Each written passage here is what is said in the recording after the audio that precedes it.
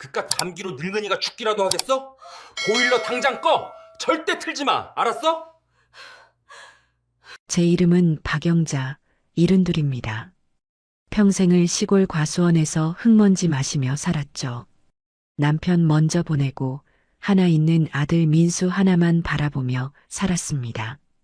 그 아들놈이 서울에서 크게 사업을 한다기에 평생 모은 돈에 남편이 남긴 유산까지 전부 털어 서울에서도 가장 비싸다는 펜트하우스 한 채를 떡하니 사주었어요.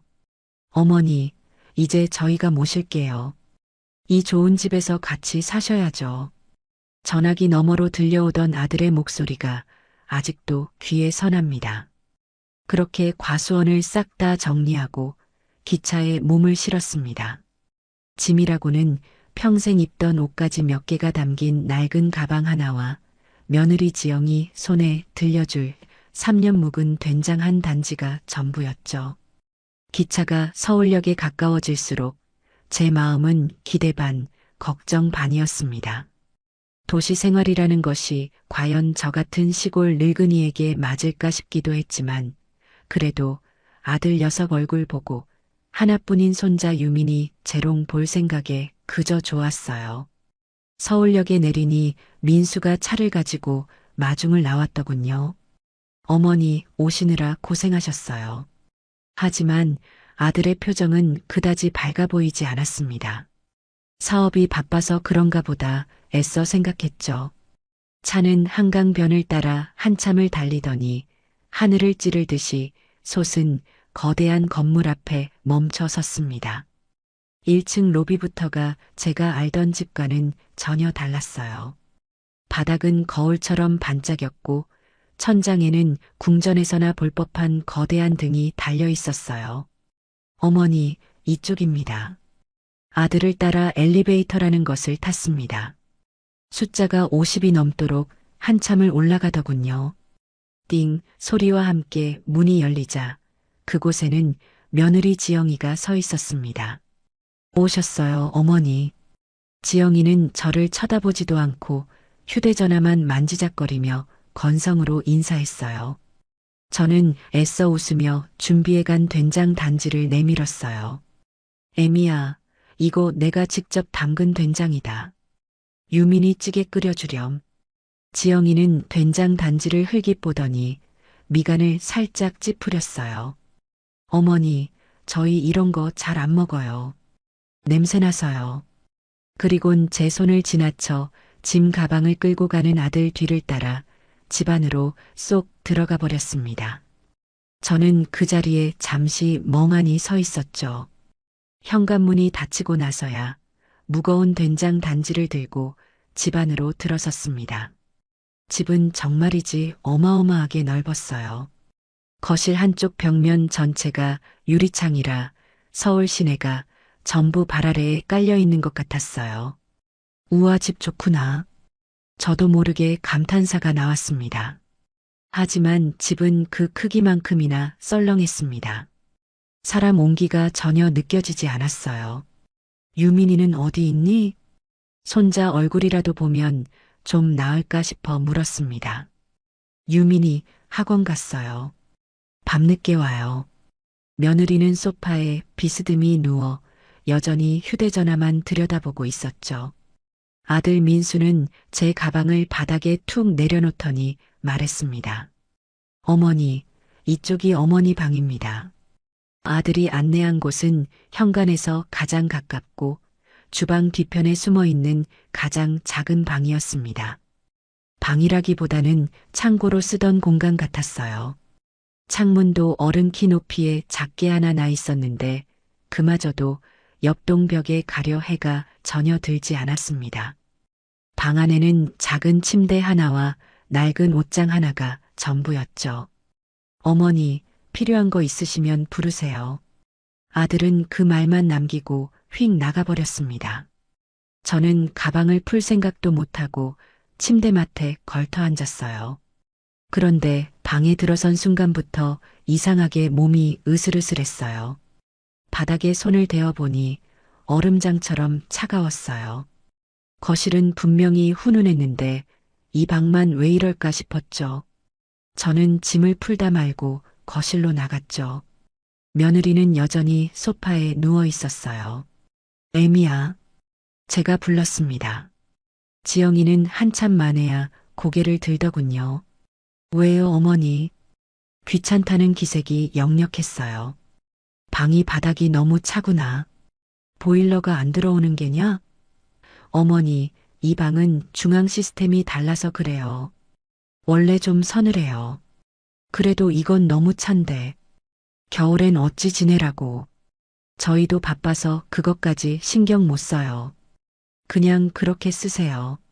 며느리는 매몰차게 말을 자르고는 다시 휴대전화로 고개를 돌렸습니다. 저는 더 이상 아무 말도 할 수가 없었어요. 제가 사준 집입니다. 제 평생을 바쳐 사준 이 궁전 같은 집에서 저는 발이 시려 양말을 두 겹 껴 신어야 했습니다. 저녁 시간이 되어도 밥 짓는 냄새가 나지 않았어요. 며느리가 배달 음식이라며 플라스틱 용기 몇 개를 식탁에 늘어놓았습니다. 차갑게 식은 면 요리와 정체모를 튀긴 몇 조각이었죠. 밤늦게 돌아온 손자 유민이는 저를 힐끗 보고는 제 방으로 쏙 들어가 버렸습니다. 9살이라던데 인사성도 참 없더군요. 아들 민수는 식탁에 앉자마자 사업 이야기만 늘어놓았습니다. 어머니, 제가 이번에 큰 건을 하나 맡았는데 자금이 조금 더 필요할 것 같아요. 저는 차가운 면을 씹으며 대답 없이 고개만 끄덕였습니다. 저녁을 먹는 둥 마는 둥 하고 제 방으로 돌아왔습니다. 밤이 깊어지자 방 안의 한기는 더욱 심해졌습니다. 창문 틈으로 황소바람까지 들어오는 것 같았어요. 저는 가져온 옷을 전부 꺼내 입고 하나뿐인 이불을 머리끝까지 뒤집어 썼습니다. 하지만 뼛속까지 스며드는 냉기를 이길 수는 없었죠. 시골집 아랫목이 너무나도 그리웠습니다. 새벽 2시쯤 되었을까요? 도저히 추워서 잠을 이룰 수가 없었어요. 저는 조용히 방문을 열고 거실로 나갔습니다. 거실 바닥은 따뜻하다 못해 뜨끈했습니다. 아들 부부의 안방과 손자 유민이의 방 앞을 지나는데 문틈으로 후끈한 열기가 새어나왔어요. 이 넓은 집에서 어째서 제 방만 이렇게 얼음골인 걸까요?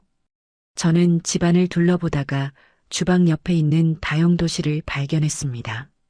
그곳에 보일러 조절 장치가 있더군요. 벽에 붙은 복잡한 기계를 한참이나 들여다보았습니다. 여러 개의 밸브가 보였어요. 안방, 작은 방, 거실, 주방. 그리고 가장 구석에 먼지가 뽀얗게 쌓인 밸브 하나가 눈에 띄었습니다. 창고방. 제가 쓰는 방을 말하는 것이 분명했습니다. 그리고 그 밸브는 굳게 잠긴 위치로 돌아가 있었어요.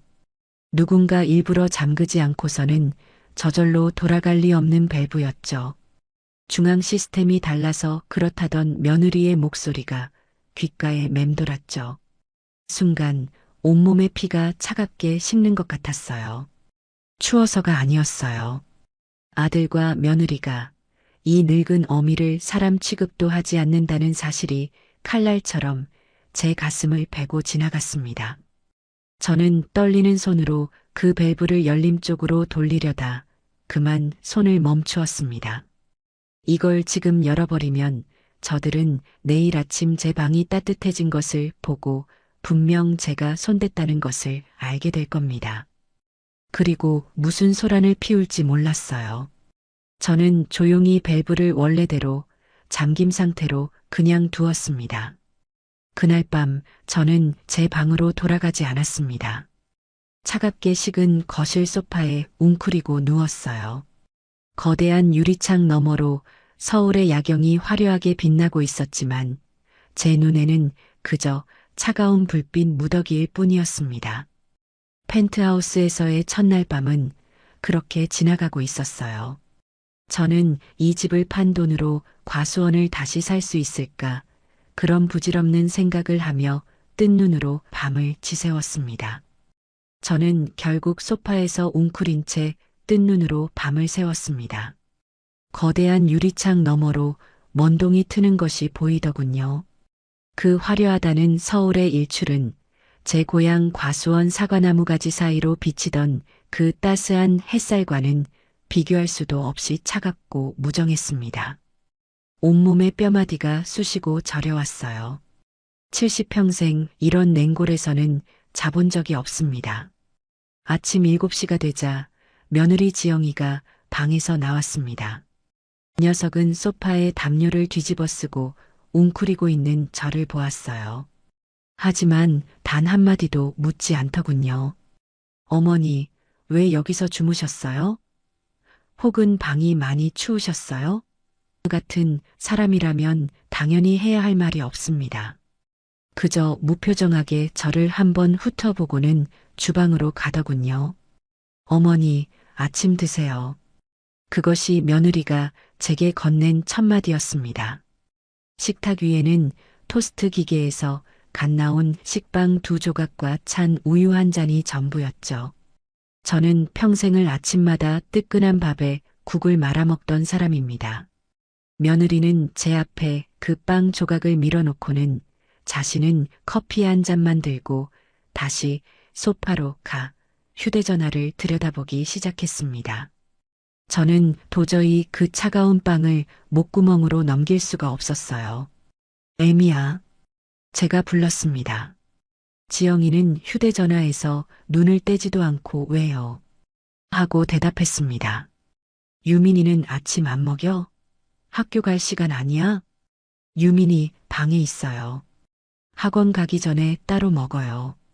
며느리의 대답은 짧고 차가웠습니다. 손자 얼굴이라도 보면 이 답답한 마음이 좀 풀릴까 싶어 자리에서 일어났습니다. 유민이 방은 안방 바로 옆 가장 크고 볕이 잘 드는 곳에 있었습니다. 방문이 굳게 닫혀 있더군요.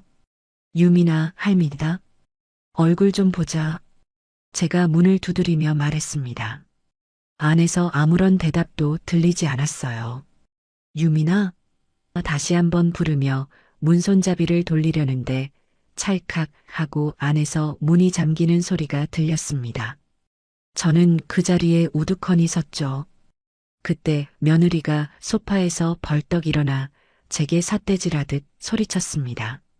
어머니, 뭐 하시는 거예요? 그 목소리가 어찌나 날카롭던지 저는 저도 모르게 어깨를 움츠렸습니다. 아니, 나는 그냥 손자 얼굴이나 한번 보려고. 애 방해하지 마세요. 지금 중요한 시기예요.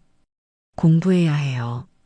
며느리는 저를 밀치듯 지나쳐 유민이 방문을 두드렸습니다. 유민아, 엄마야. 문 열어. 잠시 후 문이 빼꼼 열리고 며느리가 쏙 들어가 버리더군요. 그리고는 잠시 뒤 아이의 손을 잡고 나왔습니다. 9살이라는 아이는 저와 눈도 마주치지 않고 꽁꽁 언 얼굴로 겉옷을 챙겨 입었습니다. 어머니, 저 유민이 병원 가야 해서요. 점심은 알아서 챙겨 드세요. 학원이라더니 이번에는 병원이었습니다. 저는 어안이 벙벙해서 물었습니다. 병원? 유민이 어디 아픈 게냐? 며느리는 제 질문을 무시하고 현관에서 신발을 신으며 말했습니다. 저희 바빠요. 그리고 어머니, 제발 유민이 방에는 함부로 가지 마세요. 쾅 하고 현관문이 닫혔습니다. 저는 그 자리에 한참을 서 있었습니다.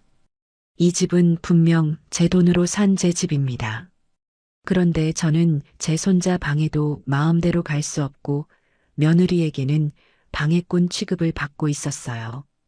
가슴속에서 무언가 쿵 하고 내려앉는 기분이었습니다. 저는 식탁에 놓인 차가운 빵을 물끄러미 바라보다 그대로 싱크대에 던져버렸습니다. 그날 저녁 아들 민수가 퇴근하고 돌아왔습니다. 저는 하루 종일 그 얼음장 같은 방에 앉아 이불을 뒤집어 쓰고 있었어요. 민수는 제 방을 힐끗 보더니 어머니 식사하셔야죠 하고 말하더군요. 민수야. 제가 아들을 불렀습니다. 이 방 도저히 사람이 살 수가 없구나. 어젯밤에 다용도실에 가보니 창고 방 밸브가 아예 잠겨 있더라. 저는 일부러 며느리 핑계는 대지 않았습니다. 아들놈의 속내를 보고 싶었어요. 제 말을 들은 민수의 얼굴이 순간 굳어지는 것을 보았습니다. 어머니, 아들의 목소리가 낮아졌어요. 그거 함부로 만지지 마세요. 이 집 난방 시스템 엄청 복잡해요. 어머니가 잘못 건드리시면 전체가 다 고장나요. 고장이 나다니? 잠김을 열림으로 돌리는 게 뭐 그리 복잡하단 말이냐? 아, 글쎄, 만지지 마시라니까요. 아들은 짜증을 내기 시작했습니다. 그러더니 잠시 멈칫하다가 아주 그럴듯한 변명을 둘러대더군요. 그리고 어머니, 시골 사람은 원래 좀 서늘하게 지내는 게 건강에 좋다고 하시잖아요. 찜질방처럼 뜨끈한 거 안 좋아하신다고 전에 지영이한테 그러셨다면서요. 그 말을 듣는 순간 제 머릿속이 하얗게 변했습니다. 제가 언제 그런 말을 했단 말입니까? 저는 평생을 뜨끈한 아랫목에서 허리를 찢으며 살던 사람입니다. 내가 언제 그런 말을 했단 말이냐, 민수야. 아, 뭐 예전에 그러셨다던데. 아무튼 어머니, 이 방이 원래 좀 그래요. 그러니까 그냥 적응해 보세요. 금방 적응되실 겁니다. 이건 서늘한 게 아니라 얼음골이다. 사람이 잘 수가 없을 정도라고. 아이, 정말 저 피곤해요, 어머니. 아들은 제 말을 끊고는 제 방문을 쾅 닫고 나가버렸습니다. 저는 그 자리에 망부석처럼 앉아 있었습니다. 며느리 지영이가 한 짓인 줄 알았습니다. 하지만 아니었어요. 아들 민수, 제 아들놈도 모든 것을 알고 있었습니다. 알고도 저를 이 차가운 방에 밀어넣은 겁니다.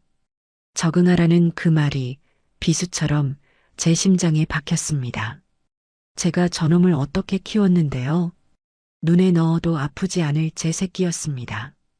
과수원에서 한겨울에 사과나무 가지치기를 하다가도 행여나 민수가 학교에서 돌아올 시간에 맞춰 아랫목이 식을까봐 저는 언손을 풀어가며 틈틈이 아궁이에 불을 지폈습니다. 가장 뜨끈한 아랫목은 언제나 민수 차지였죠. 우리 아들 등 따시게 자야 키 큰다. 그게 제 입버릇이었습니다. 그렇게 금지옥엽 키운 아들놈이 이제 늙은 어미에게 얼음방을 내어주고는 적응하라고 말합니다. 배신감에 눈물이 쏟아질 것 같았지만 저는 이를 악물고 참았습니다. 울 때가 아니었어요. 그날 밤도 저는 잠을 이룰 수 없었습니다.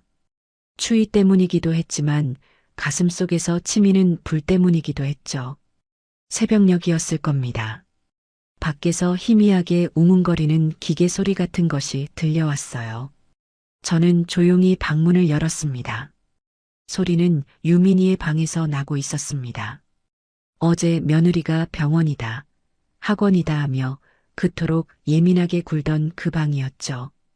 방문이 어제와는 달리 살짝 열려 있었습니다. 저는 발소리를 죽이고 그 틈으로 안을 들여다보았습니다. 방 안은 후끈한 열기로 가득했습니다. 그리고 제 눈에 들어온 것은 방 한 구석에서 붉은 빛을 내며 돌아가고 있는 커다란 온풍기였습니다. 제가 시골 장터에서 보던 그런 싸구려가 아니었어요. 아주 비싸고 좋아 보이는 최신식 기계였습니다.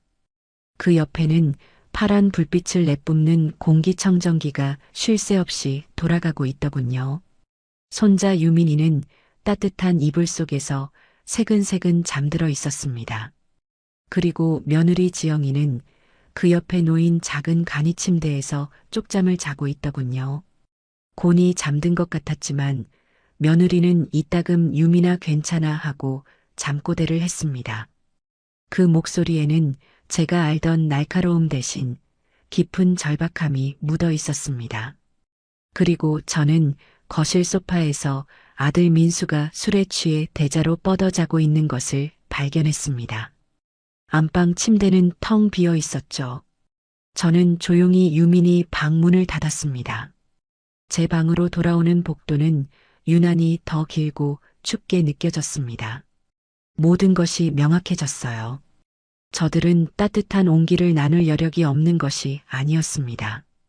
그저 그 온기를 저에게만은 단 한 조각도 나누어 줄 생각이 없었던 겁니다.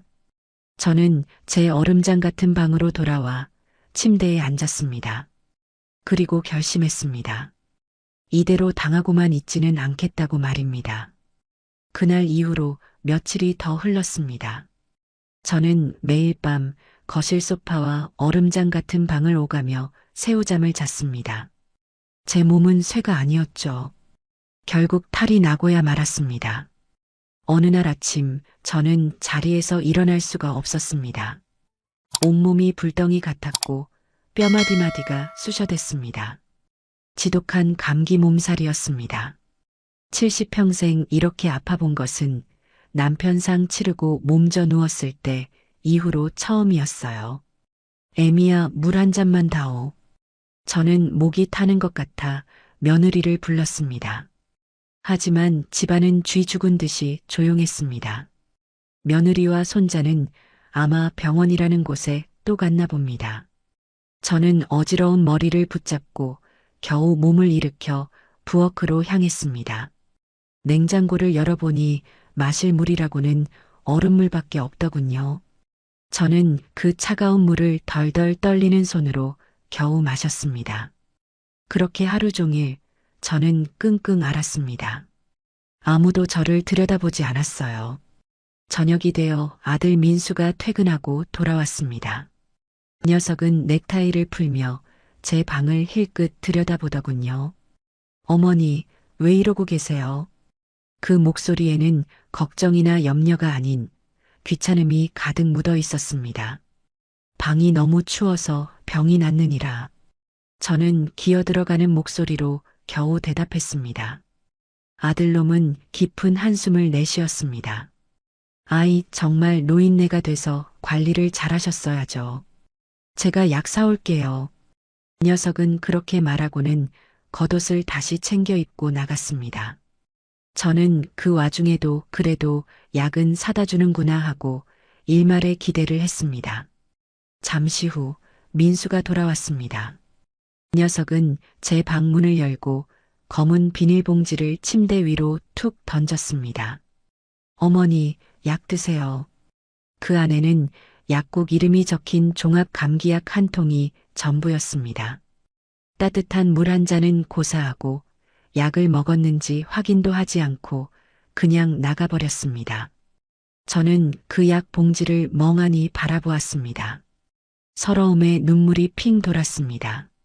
제가 아파 누워 있는데 저를 이렇게 방치할 수가 있단 말입니까? 이럴 거면 왜 그토록 저를 서울로 오라고 했던 걸까요? 다음 날이었습니다. 열은 좀 내렸지만 기침은 더 심해졌고 몸을 가누기가 여전히 힘들었습니다. 그런데 아들 민수가 제 방으로 쑥 들어왔어요. 어제와는 달리 아주 공손한 표정을 짓고 있었습니다.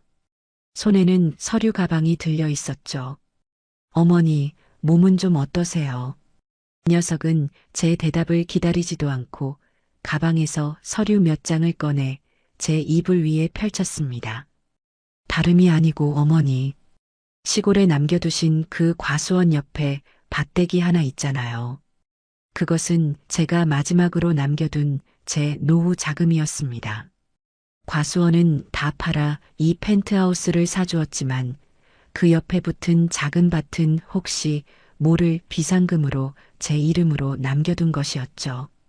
그 밭, 어차피 이제 농사 지으실 것도 아니잖아요. 저한테 증여해 주시면 안 될까요? 증여라니? 그걸 왜? 아, 그게 제가 하는 사업에 보증이 좀 필요한데 그 땅을 담보로 잡으면 딱이거든요. 제가 금방 해결하고 다시 어머니 명의로. 저는 녀석의 말을 가만히 들었습니다. 열에 들떠 어지러웠지만 정신은 오히려 또렷해졌습니다.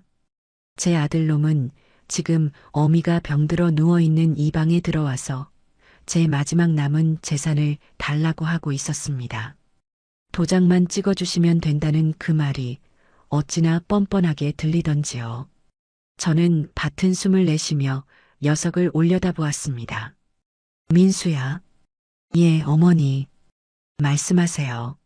네 애미가 지금 이 얼음방에서 병들어 누워 있는데 그 밭이 지금 너한테 넘어가더냐.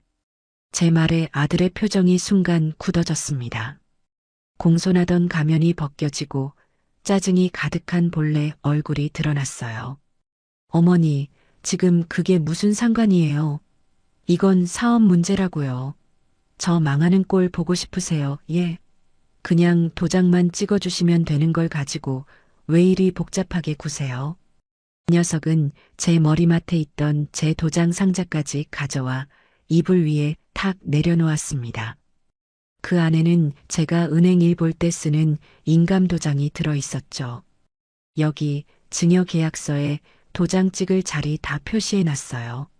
생각 좀 해보세요. 민수는 그 말을 남기고 마치 큰일이라도 한 것처럼 제 방을 나가버렸습니다. 저는 한참 동안 그 증여 서류와 도장 상자를 번갈아 보았습니다. 이 녀석은 제가 늙고 병들었으니 그저 말 한마디에 마지막 남은 재산까지 다 내어줄 거라 생각한 모양입니다. 그때 제 눈에 도장 상자 밑에 깔린 다른 서류 봉투가 들어왔습니다. 제가 서울로 올라올 때 가장 중요한 물건이라며 도장과 함께 챙겨온 것이었죠. 저는 떨리는 손으로 그 서류 봉투를 집어들었습니다. 봉투 안에는 바로 이 펜트하우스의 등기 권리증이 들어 있었습니다. 저는 천천히 서류를 펼쳐보았습니다. 서울특별시 펜트하우스, 그리고 그 아래 소유자라는 난에 선명하게 박힌 제 이름 석자, 박영자.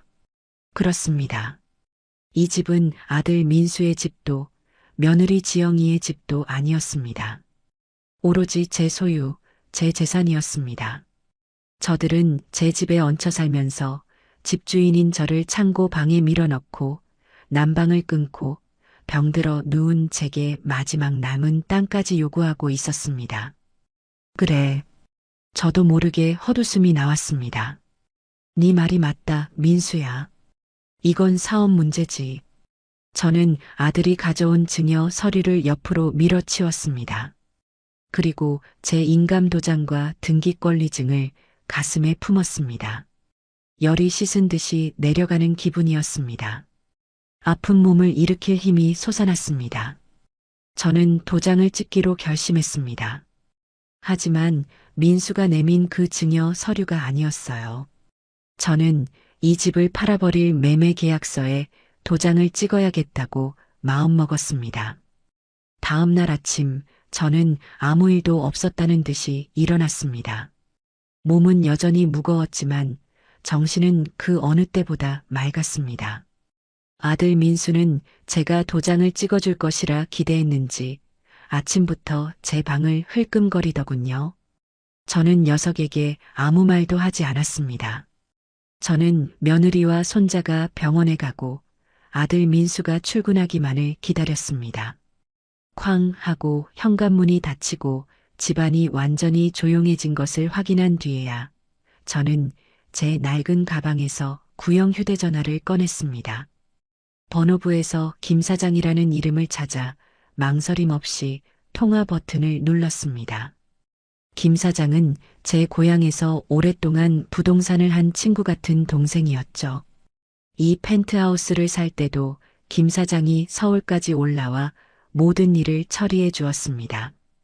여보게, 김 사장. 나 박영자일세. 아이고, 회장님. 아니, 사모님. 서울 생활은 좀 어떠십니까? 그 좋은 집에서 아주 호강하고 계시지요? 김 사장의 활기찬 목소리에 잠시 마음이 흔들렸지만 저는 곧바로 본론을 꺼냈습니다. 김 사장, 내 부탁 하나 들어줘야겠네. 말씀만 하십시오, 사모님. 뭐든요. 자네가 나한테 중개했던 이 펜트하우스, 이거 다시 팔아야겠네. 전화기 너머로 김 사장이 숨을 헙 하고 들이켜는 소리가 들렸습니다. 예, 사모님, 그게 무슨 말씀이십니까? 입주하신 지 이제 겨우 한 달도 안 되셨는데요. 혹시 무슨 일 있으십니까? 묻지 말고 그냥 팔아주게. 내 사정이 아주 급해졌네.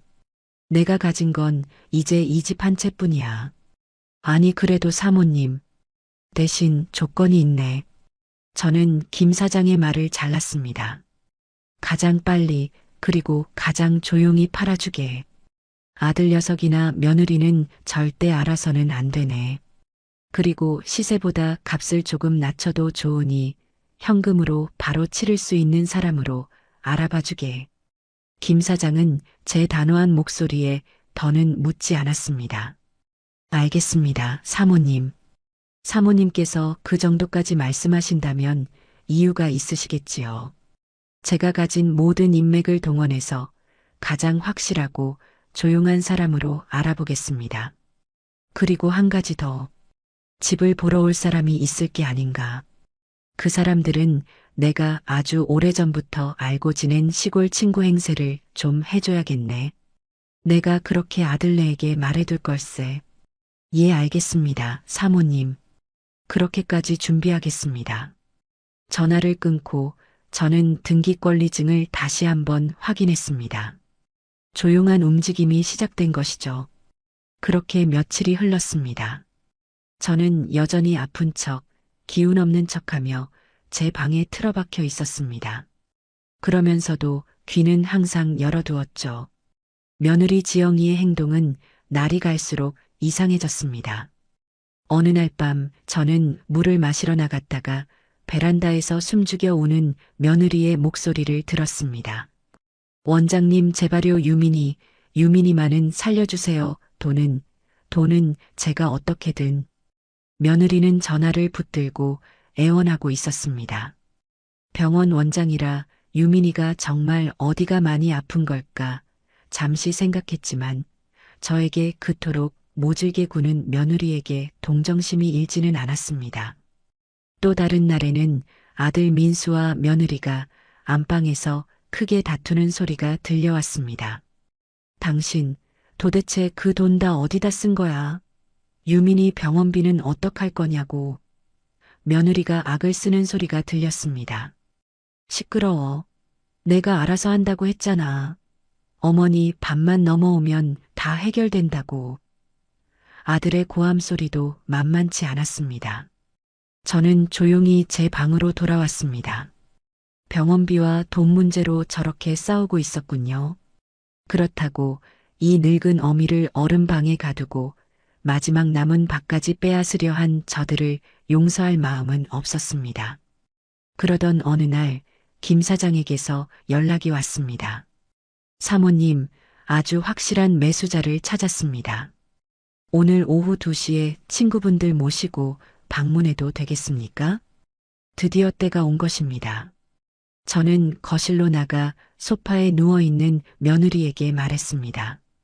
애미야, 오늘 오후에 내 시골 친구들이 서울 구경 온다고 해서 우리 집 좀 보러 오라고 했다. 차라도 한 잔 내어주렴. 며느리는 인상을 확 찌푸리더군요. 어머니, 무슨 친구요? 귀찮게. 귀찮다니? 손님이 오신다는데. 아이, 몰라요. 흙 묻은 발로 이 집 더러워지게 그냥 밖에서 만나시지. 왜 집까지 끌어들이세요? 며느리는 투덜거리며 방으로 쏙 들어가 버렸습니다. 마침 그날은 아들 민수도 회사에 급한 일이 없다며 집에 있었습니다. 오후 2시가 되자 초인종이 울렸습니다. 제가 문을 열자 김 사장이 아주 값비싼 양복을 차려입은 중년 부부와 함께 서 있었습니다. 아이고, 박 여사, 이게 얼마만인가. 저는 김 사장이 신호를 보내는 것을 보고 얼른 연기를 시작했습니다. 아이고, 어서들 와요. 이게 얼마만이야. 여기까지 오느라 고생했네. 아들 민수가 방에서 나오며 현관을 쳐다보았습니다. 어머니, 이분들은 친구분들 맞으세요? 민수의 눈에는 의심이 가득했습니다. 아무리 봐도 시골 친구라기엔 행색이 너무나 번지르르 했기 때문이죠. 그럼 친구 맞지? 민수 너도 인사하렴. 내 오랜 지인들이시다. 저는 태연하게 말했습니다. 김 사장도 넉살 좋게 민수에게 인사를 건넸습니다. 아드님이 아주 훤칠하시구먼요. 허허, 박 여사님 성공하셨네. 저는 친구들을 데리고 집안 구석구석을 구경시켜주는 척했습니다. 여기가 안방이고 저기가 유민이 방일세. 그리고 이쪽이 거실인데 전망 하나는 끝내주지. 중년 부부는 고개를 끄덕이며 집을 꼼꼼히 살폈습니다. 어머, 정말 좋네요. 구조도 잘 빠졌고 햇빛도 잘 들고 이 정도면 우리가 생각했던 것보다 훨씬 좋은데요. 김 사장이 제게 눈짓을 보냈습니다. 일이 잘 되어가고 있다는 뜻이었죠. 며느리 지영이는 방에서 나오지도 않았습니다. 아들 민수만이 무언가 찝찝한 표정으로 저희를 지켜보고 있었어요. 어머니, 민수가 저를 조용히 불렀습니다. 저 사람들 진짜 그냥 집 구경 온 거 맞아요? 꼭 집 보러 온 사람들 같은데. 저는 아들을 보며 속으로 웃었습니다. 민수야, 이 친구들이 새로 집을 짓고 싶어 해서 참고하려고 그러는 걸세. 너는 신경 쓰지 말고 볼일 보거라. 저는 그렇게 아들까지 완벽하게 속여 넘겼습니다. 친구들은 아주 만족스러운 표정으로 돌아갔습니다. 그들이 돌아가고 난 뒤 김 사장에게서 문자가 왔습니다. 사모님, 계약하시겠답니다. 당장 내일이라도 가계약금 넣겠다네요. 저는 그 문자를 보고 조용히 휴대전화를 덮었습니다. 이제 이 길고 추웠던 싸움도 끝이 보이기 시작했습니다. 그날 저녁 저는 아들 민수가 퇴근하고 돌아오기만을 기다렸습니다. 제 손에는 김 사장과 계약을 마친 서류 봉투가 들려 있었죠. 가계약금 명목으로 제 통장에 찍힌 엄청난 액수의 숫자는 이게 꿈이 아님을 증명하고 있었습니다. 저는 덤덤했습니다. 오히려 마음이 차분하게 가라앉았어요. 아들 민수는 현관에 들어서자마자 제 방부터 살폈습니다. 제가 오늘 그 친구들을 만나러 나간다는 것을 알고 있었거든요. 이 녀석은 제가 도장을 찍어주지 않을까봐 안절부절 못하는 기색이 역력했습니다. 어머니, 다녀오셨어요. 그래, 왔다. 저녁은 차려야죠? 그 녀석은 쭈뼛거리며 부엌을 쳐다봤습니다. 며느리 지영이는 오늘도 해가 중천일 때 유민이를 데리고 나가서 저녁 시간이 다 되도록 돌아오지 않고 있었습니다. 됐다. 내가 차릴란다. 저는 오랜만에 부엌에 서서 밥을 안 치고 시골에서 가져온 묵은지로 김치찌개를 끓이기 시작했습니다. 쌀을 씻는 손길이 낯설지 않았어요. 평생을 해온 일이니까요. 펜트하우스의 화려한 주방에서 묵은지 냄새가 풍기는 것이 퍽 어색했습니다. 아들은 안절부절 못하며 제 주위를 맴돌았습니다. 어머니, 그런 건 제가 앉아있거라. 밥 먹고 할 얘기가 있다. 제 단호한 말에 민수는 더는 아무 말도 못하고 식탁 의자에 뻣뻣하게 앉았습니다. 잠시 후 며느리 지영이가 유민이를 데리고 몹시 지친 얼굴로 돌아왔습니다. 다녀왔습니다. 지영이는 김치찌개 냄새에 코를 살짝 찡그리더니 유민이만 데리고 방으로 쏙 들어가 버렸습니다. 유민이 밥은요, 어머니. 방으로 들어가면 이따 내가 가져다 주마. 너희 먼저 먹자. 곧이어 며느리가 방에서 혼자 나왔습니다. 유민이는 나오지 않았어요. 셋이서 식탁에 마주 앉았습니다. 김치찌개와 밥, 그리고 냉장고에 있던 밑반찬 두어 가지가 전부인 초라한 저녁상이었죠. 민수는 밥알만 깨작거렸습니다. 녀석의 마음은 콩밭에, 아니, 제 밭에 가 있었겠죠. 어머니, 밥이 반쯤 줄었을 때 민수가 참지 못하고 입을 열었습니다. 왜? 아까 낮에. 말해라. 그 밭 도장은 생각해 보셨어요? 제가 정말 급해서 그럽니다. 저 이러다 큰일 나요, 어머니. 녀석은 제 눈치를 살살 보며 말했습니다. 며느리 지영이가 숟가락을 탁 소리나게 내려놓더군요. 당신 지금 밥이 넘어가? 그깟 밭대기 팔아서 이 집 대출 이자나 막을 수 있겠어요? 유민이 병원비는 어떡할 거고요. 아들 민수가 낯빛이 불그락푸르락해져서 소리쳤습니다. 너가 뭘 안다고 떠들어. 닥치지 못해. 내가 모를까봐? 당신 매일 밤 술이나 마시고 다니면서 나한테는. 그만. 제 나직한 한마디에 두 녀석이 동시에 입을 다물었습니다. 시끄럽게 울리던 숟가락 소리도 멈췄습니다. 저는 밥그릇을 옆으로 밀어놓고 두 사람을 천천히 둘러보았습니다. 민수야. 예, 어머니 도장 주시는 거죠? 아들은 마지막 희망이라도 거는 듯한 표정이었습니다. 아니다. 그 밭은 이제 걱정할 필요 없게 되었다. 예, 그게 무슨. 그럼 드디어 저한테 증여해 주시기로. 아니, 저는 제 가방에서 서류 봉투를 꺼내 식탁 위에 올렸습니다. 아들과 며느리의 시선이 동시에 그 봉투에 꽂혔습니다. 이 집 팔았다. 정적이 흘렀습니다. 며느리 지영이는 눈을 동그랗게 떴고 아들 민수는 자기가 무슨 말을 들었는지 이해하지 못하는 표정이었습니다. 민수가 어색하게 웃음을 터뜨렸습니다. 하 어머니, 농담이 심하시네요. 저녁 드시고 기분이 좋으신가 봐요. 농담 아니다. 예. 오늘 계약서에 도장 찍고 왔다. 내 이름 박영자. 내 도장으로 똑똑히 찍고 왔어.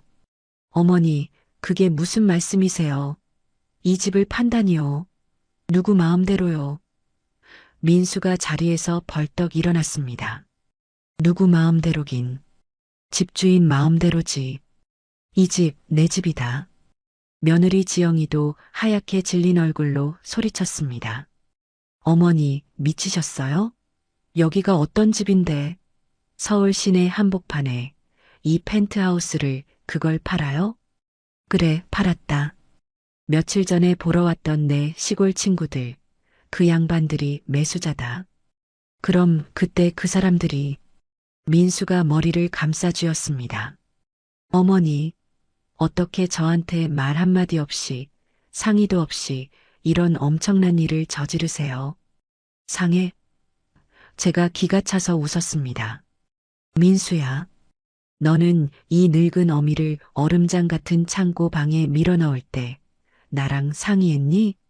그건 너는 내 마지막 남은 밭대기까지 빼앗으려고 증여 서류 내밀 때 나랑 상의했어? 어머니, 그건 사업 때문에. 닥쳐라. 저는 자리에서 일어나 제 방에서 가져온 휴대전화를 민수의 눈앞에 들이밀었습니다. 은행 앱을 열어 오늘 입금된 가계약금 내역을 똑똑히 보여주었죠. 일금 뒤에 붙은 0의 개수를 확인한 민수의 눈이 절망으로 흔들리기 시작했습니다. 거짓말이죠, 어머니. 제발 장난이라고 해주세요. 잔금은 정확히 일주일 뒤다. 매수자 쪽에서 현금으로 한 번에 치르기로 했어. 그리고 이 집은 한 달 안에 비워줘야 한다. 그러니 너희들 이제 슬슬 이사 나갈 집 알아봐라. 어머니. 민수가 제 앞에 무릎을 꿇었습니다.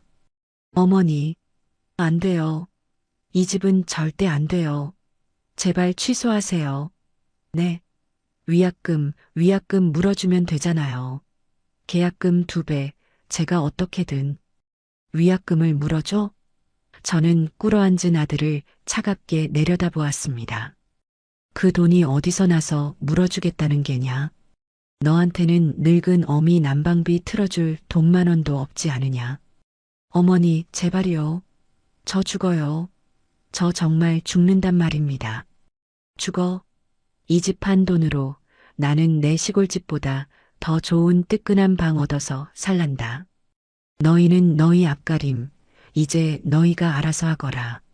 저는 그 말을 끝으로 제 방으로 들어가 문을 잠가버렸습니다. 밖에서 아들 민수가 문을 두드리며 울부짖는 소리가 들려왔습니다. 어머니, 제발 문 좀 열어주세요. 어머니.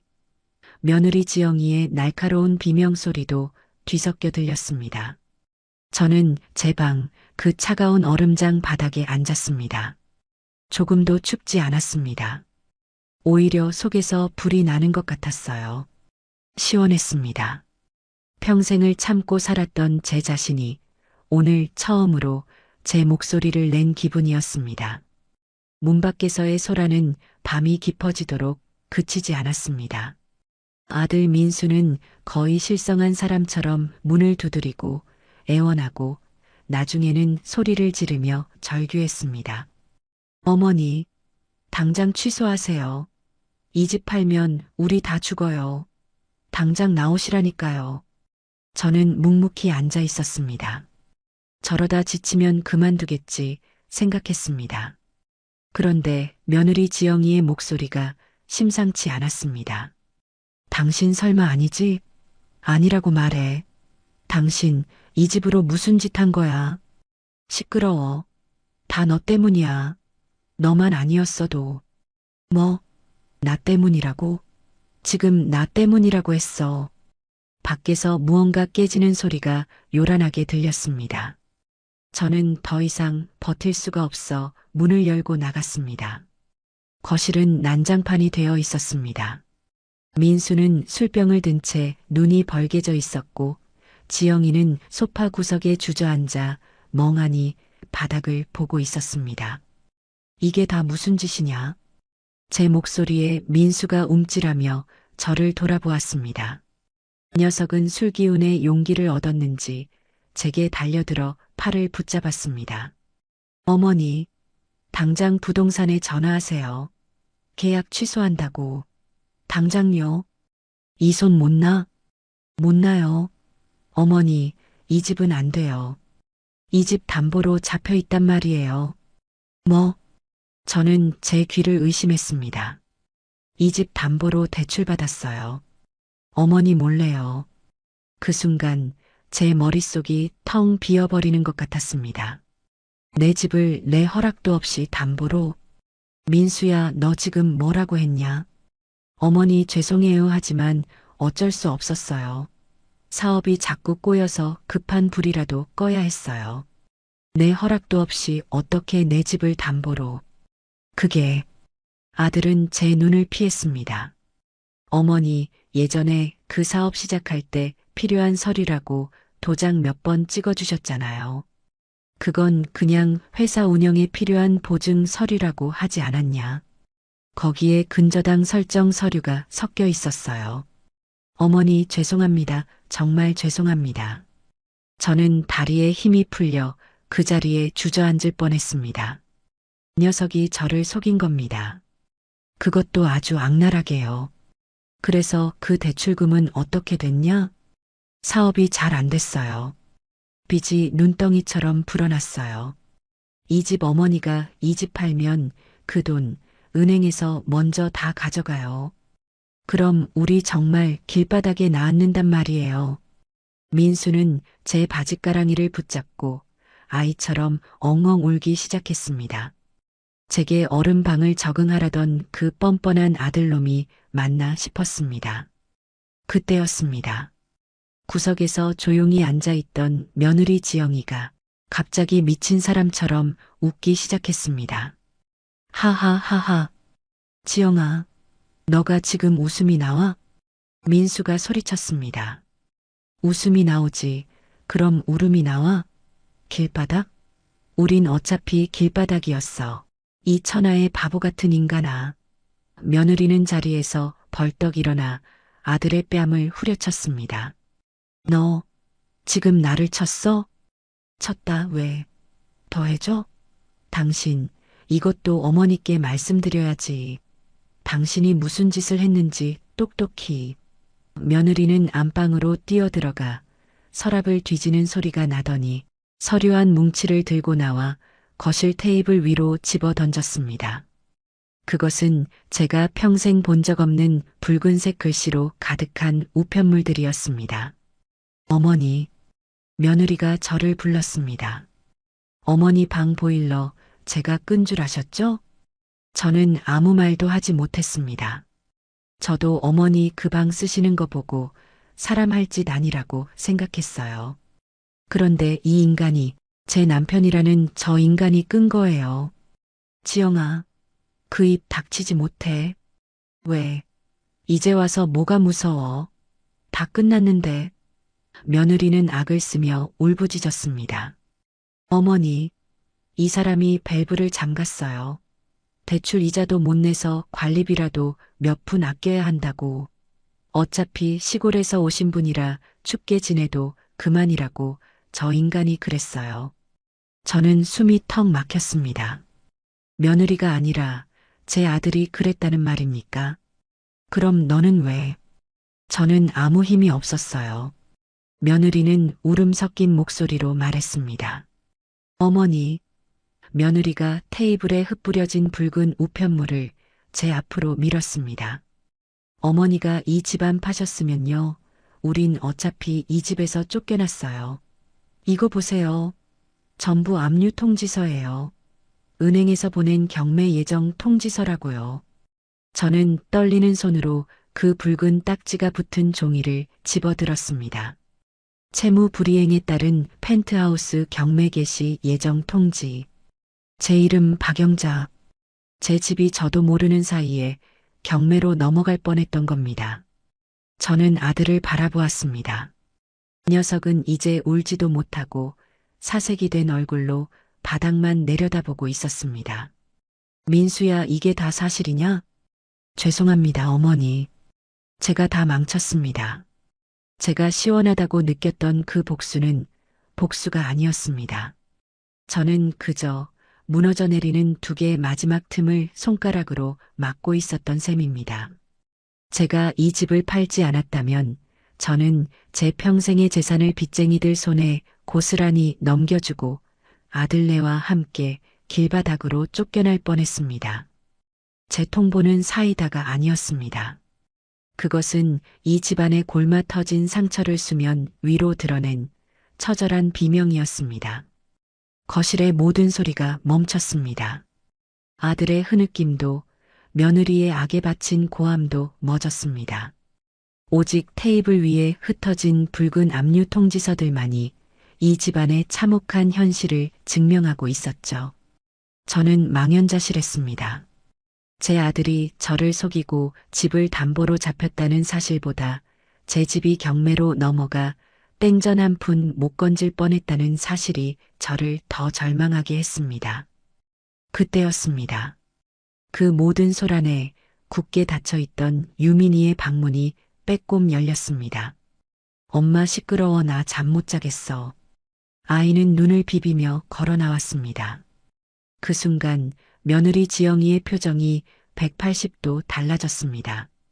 조금 전까지 남편을 잡아먹을 듯이 소리치던 그 악착 같던 모습은 온데간데 없고 금방이라도 부서질 것처럼 연약한 어미의 얼굴이 드러났습니다.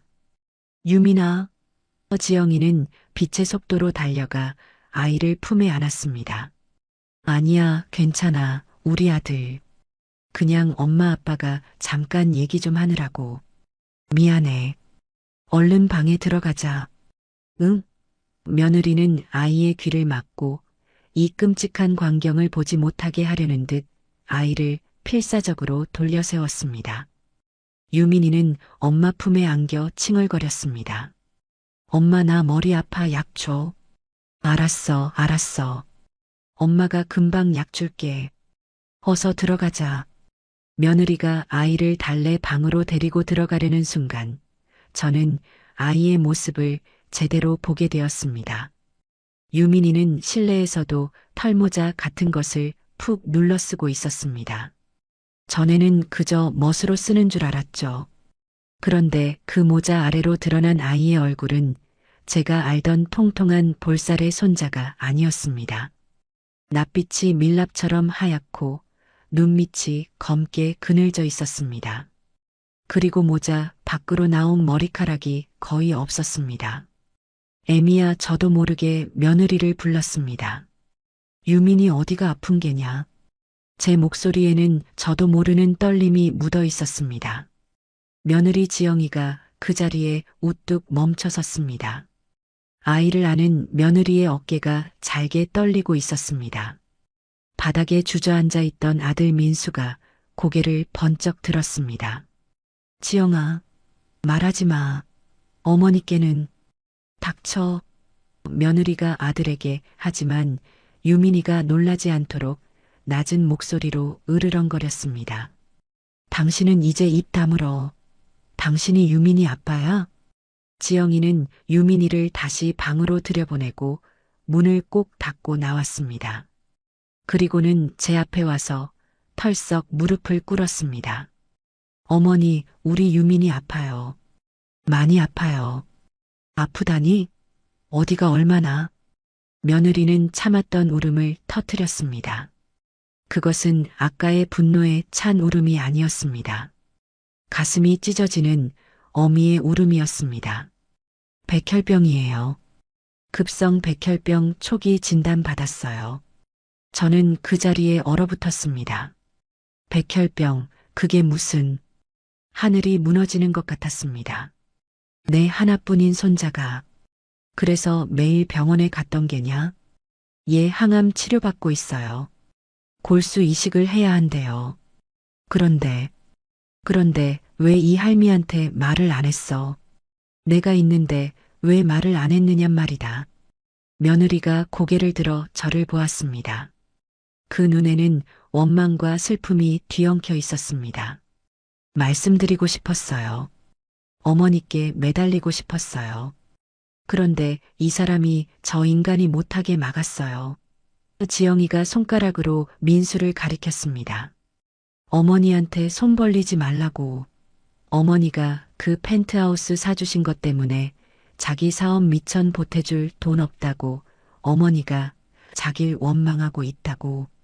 그래서 어머니 마지막 남은 그 밭이라도 자기가 받아내야 한다고.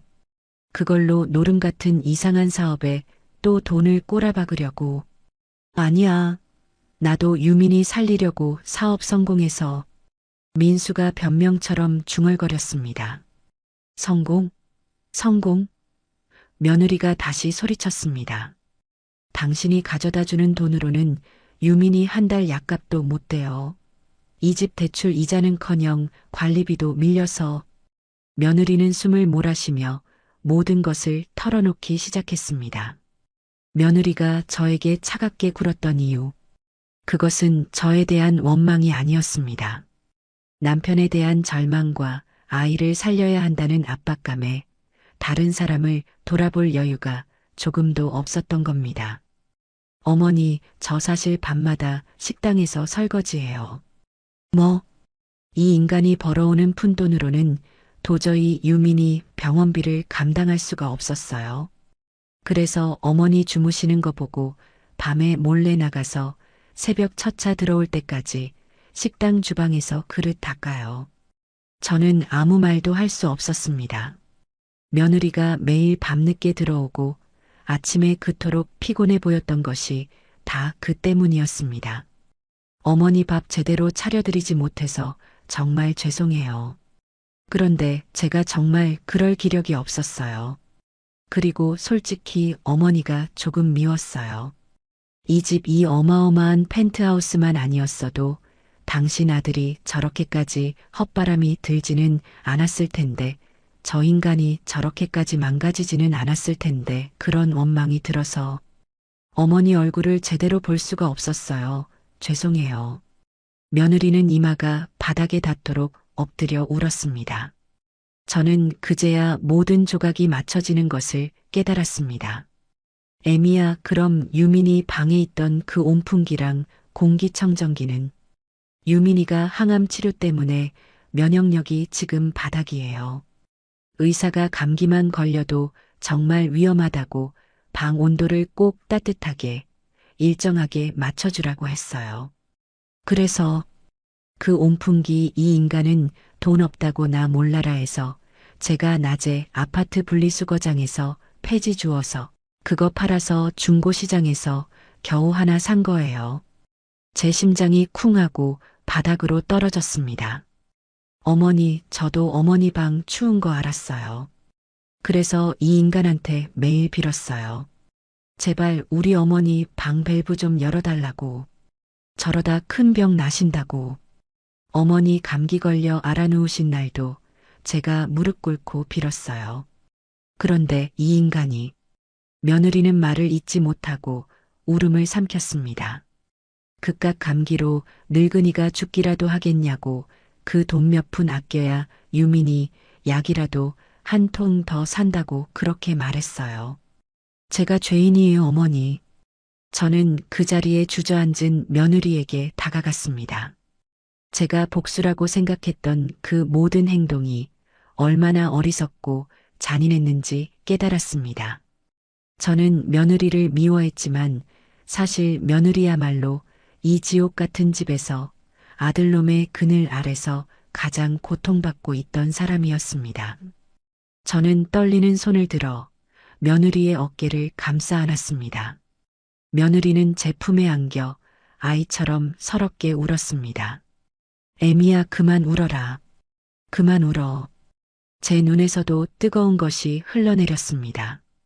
펜트하우스의 차가운 거실 바닥에서 저희 두 사람은 한참을 그렇게 부둥켜 안고 울었습니다. 저는 바닥에 주저앉아 엉엉 우는 며느리 지영이의 등을 한참이나 쓸어주었습니다. 제 손도 며느리의 어깨도 멈출 수 없이 떨리고 있었습니다. 제 아들 민수는 거실 한 구석에서 고개를 쳐박고 마치 이 세상에서 사라진 사람처럼 미동도 하지 않았습니다.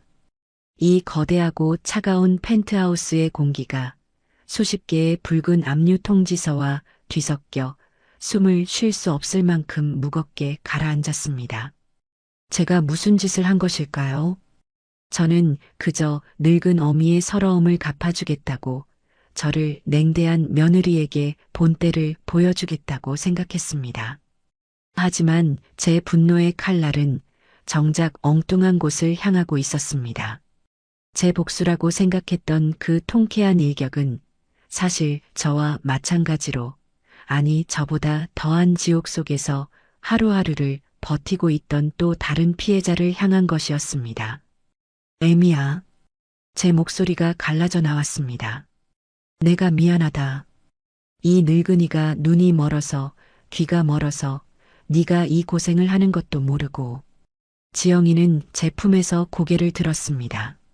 눈물과 콧물로 범벅이 된 얼굴은 제가 알던 그 차갑고 앙칼진 며느리의 모습이 아니었습니다.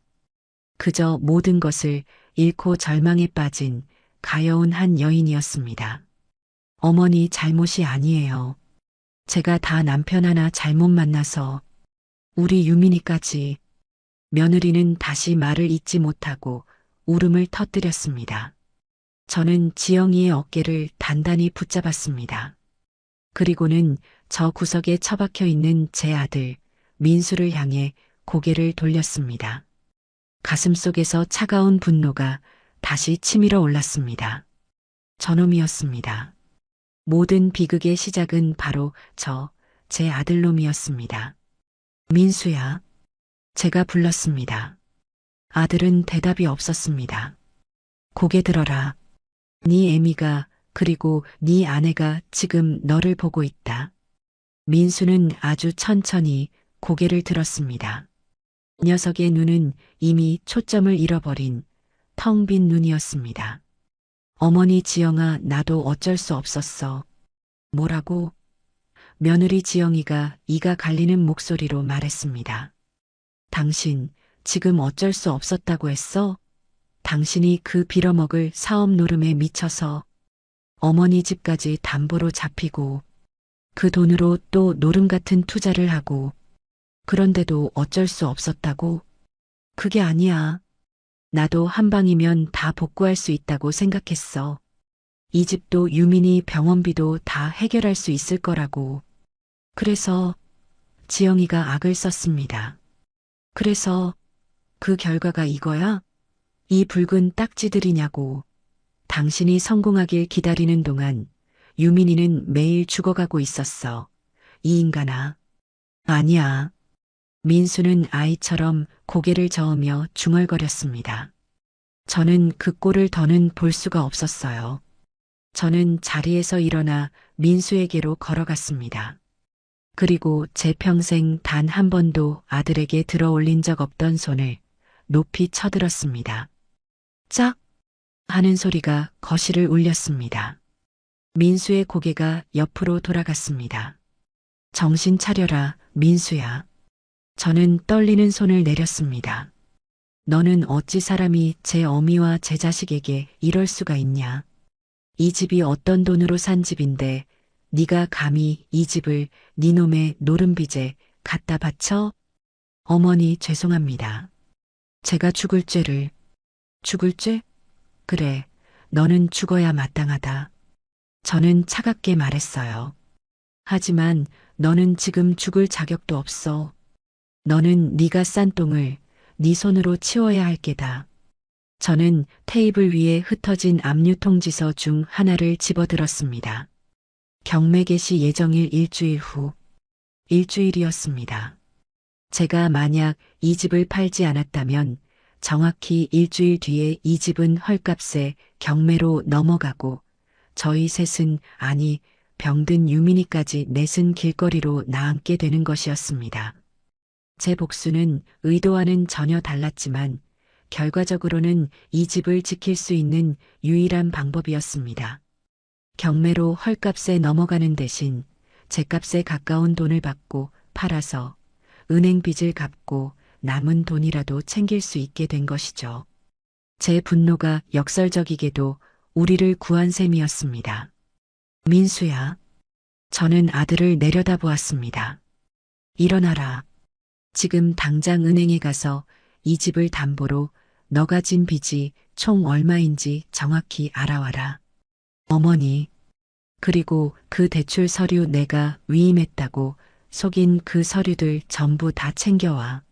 내일 아침 매수자와 김 사장 그리고 은행 사람까지 전부 이 집에서 만나자고 할 것이다.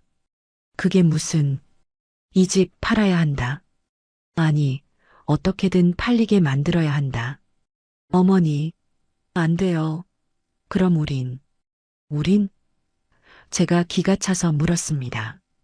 우리가 지금 이 펜트하우스에서 천년만년 살 수 있을 것 같냐? 이미 경매 딱지가 붙었어. 정신 차려. 지금이라도 제값 받고 팔아서 은행빚 갚고 남은 돈이라도 건져야 유민이 수술비라도 어떻게든. 저는 말을 잇지 못했습니다. 제 평생의 재산이 아들놈의 빚잔치로 사라지게 생겼습니다. 그때였습니다. 며느리 지영이가 떨리는 목소리로 말했습니다. 어머니, 저 사람 못 믿어요. 저 인간 돈 문제에 관해서는 이미 사람이 아니에요. 애미야. 저 사람이 제 앞으로도 사채를 썼어요. 제가 식당에서 일한 돈 유민이 보험금까지 전부 가져갔어요.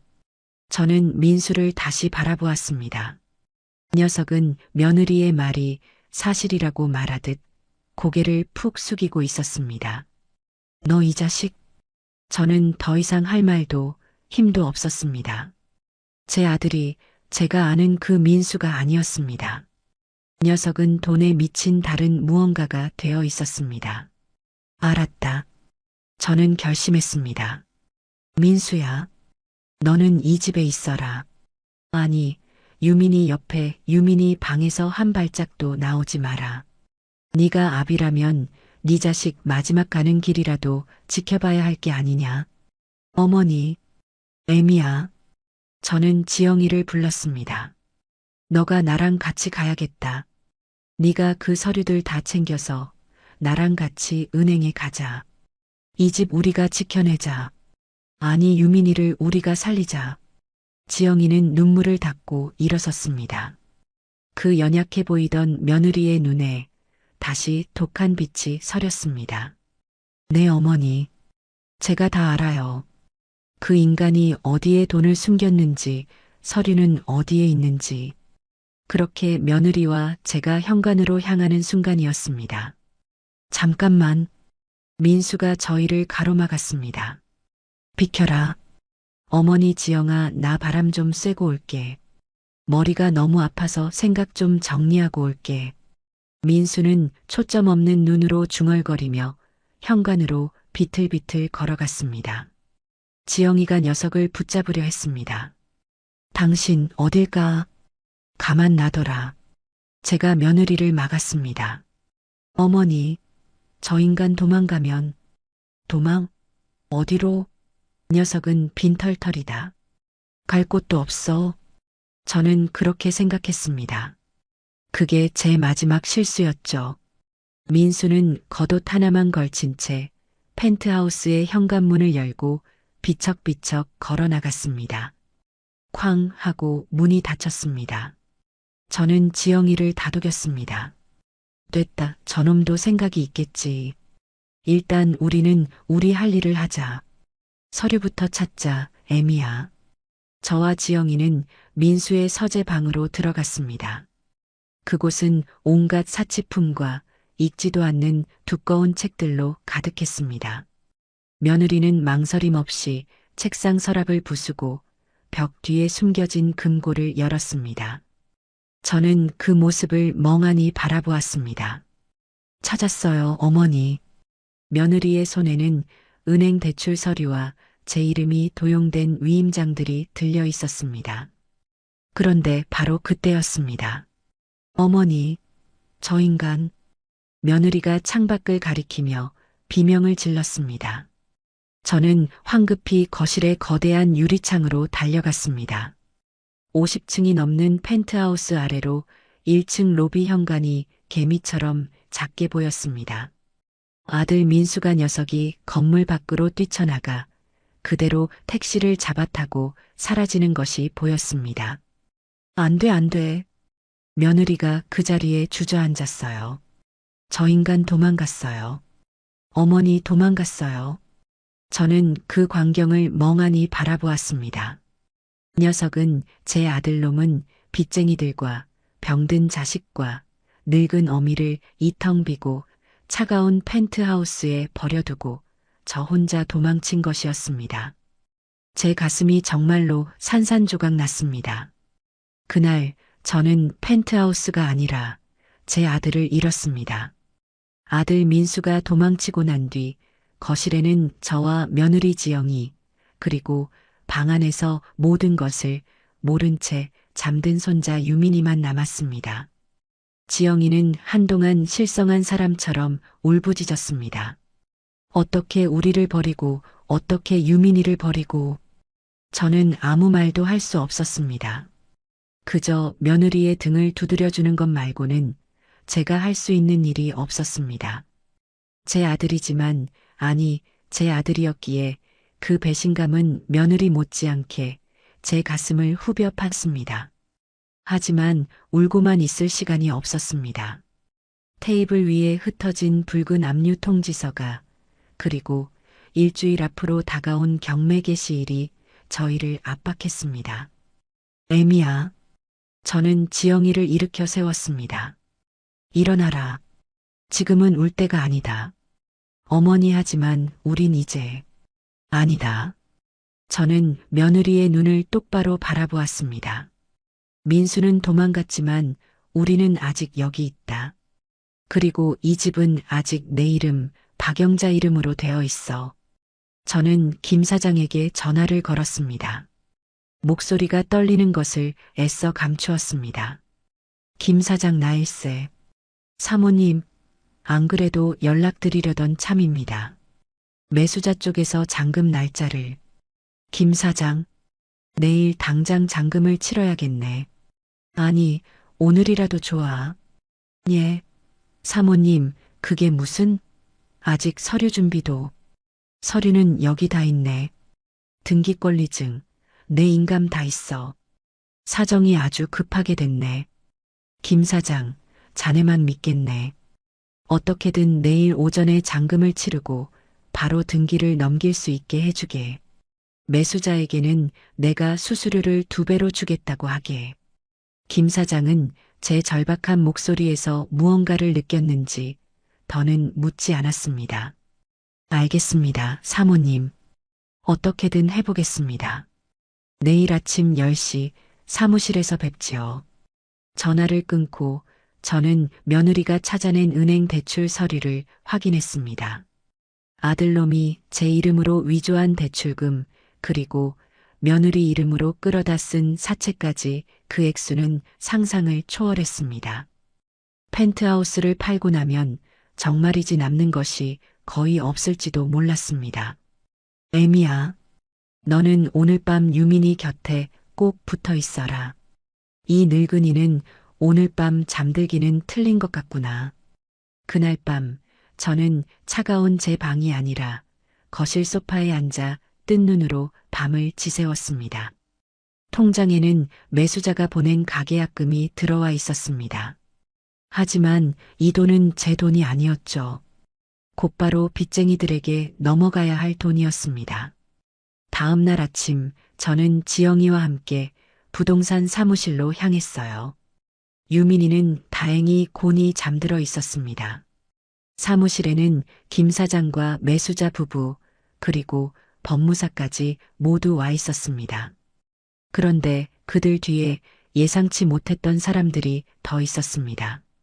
말끔한 정장을 입은 은행 사람들이었습니다. 박영자 씨 맞으시죠? 그렇더만. 저희는 은행에서 나왔습니다. 채무자 민수 씨의 근저당권 관련해서 오늘 매매 잔금이 치러진다고 해서요. 김 사장이 제게 미안한 표정을 지었습니다. 사모님 은행 쪽에서 벌써 알고 찾아왔습니다. 아마 법원에서 통지가 간 모양입니다.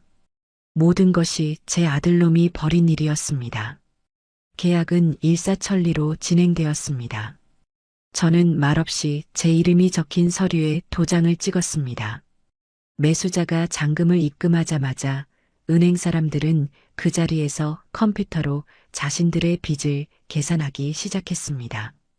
근저당 채권 최고액 이자 포함해서 그리고 며느님 지영 씨 앞으로 된 사채 이것도 저희 쪽에서 양수했습니다. 숫자가 불어날 때마다 제 심장이 쪼그라드는 것 같았습니다. 모든 계산이 끝나고 법무사가 제게 통장 하나를 내밀었어요. 사모님 은행 대출금과 사채 그리고 체납된 관리비와 세금까지 모두 정산했습니다. 그리고 여기 남은 금액입니다. 저는 떨리는 손으로 그 통장을 받았습니다. 그토록 거대했던 펜트하우스의 값은 온데간데 없었습니다. 통장에는 정말이지 푼돈이라고 부를 정도의 액수만 남아 있었습니다. 어머니, 지영이가 제 옆에서 입술을 깨물었습니다. 저는 통장을 품에 안았습니다.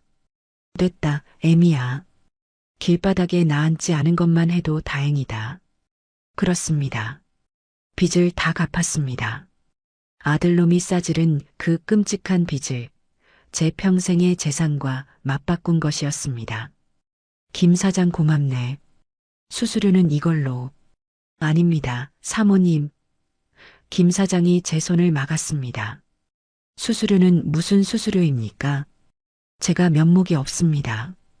이런 사정인 줄도 모르고 이건 그냥 제 성의입니다. 김 사장은 오히려 제 손에 봉투 하나를 쥐어주었습니다. 저는 그것을 받을 수 없다고 사양했지만 김 사장은 끝까지 고집을 부렸습니다. 저와 지영이는 빈털터리가 되어 부동산을 나왔어요. 이제 저희는 갈 곳이 없었습니다. 애미야, 일단 병원 근처로 가자. 예. 유민이 치료받아야지. 병원 근처에 작은 방이라도 하나 구해보자. 이 돈이면 보증금은 어떻게든 될 게다. 저는 제 시골에 마지막으로 남겨두었던 그 작은 밭, 아들놈이 그토록 탐내던 그 밭대기를 떠올렸습니다. 그리고 나한테 아직 밭이 하나 남아있다. 그것도 팔면 유민이 수술비는 어떻게든 마련할 수 있을 게다. 며느리는 길 한복판에서 저를 붙잡고 다시 울기 시작했습니다. 어머니 저 때문에, 저랑 유민이 때문에 어머니 평생을. 그런 소리 마라. 저는 며느리를 다독였습니다. 돈은 있다가도 없는 것이다. 하지만 사람은 잃으면 그만이야. 유민이는 우리가 살려야 한다.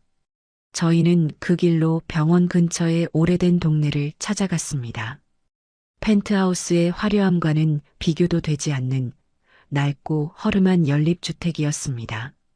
이 집이 좋겠구나. 제가 고른 곳은 햇볕이 잘 드는 2층의 작은 집이었어요. 방 2칸에 작은 거실 겸 부엌이 전부였죠. 펜트하우스의 화장실보다도 작은 공간이었습니다. 어머니 여긴 너무. 아니다. 여기가 좋다. 저는 벽에 붙은 보일러 조절기를 만져보았습니다. 이것 봐라. 보일러가 아주 잘 돌아간다. 이 정도면 우리 유민이 춥지 않게 지낼 수 있겠다.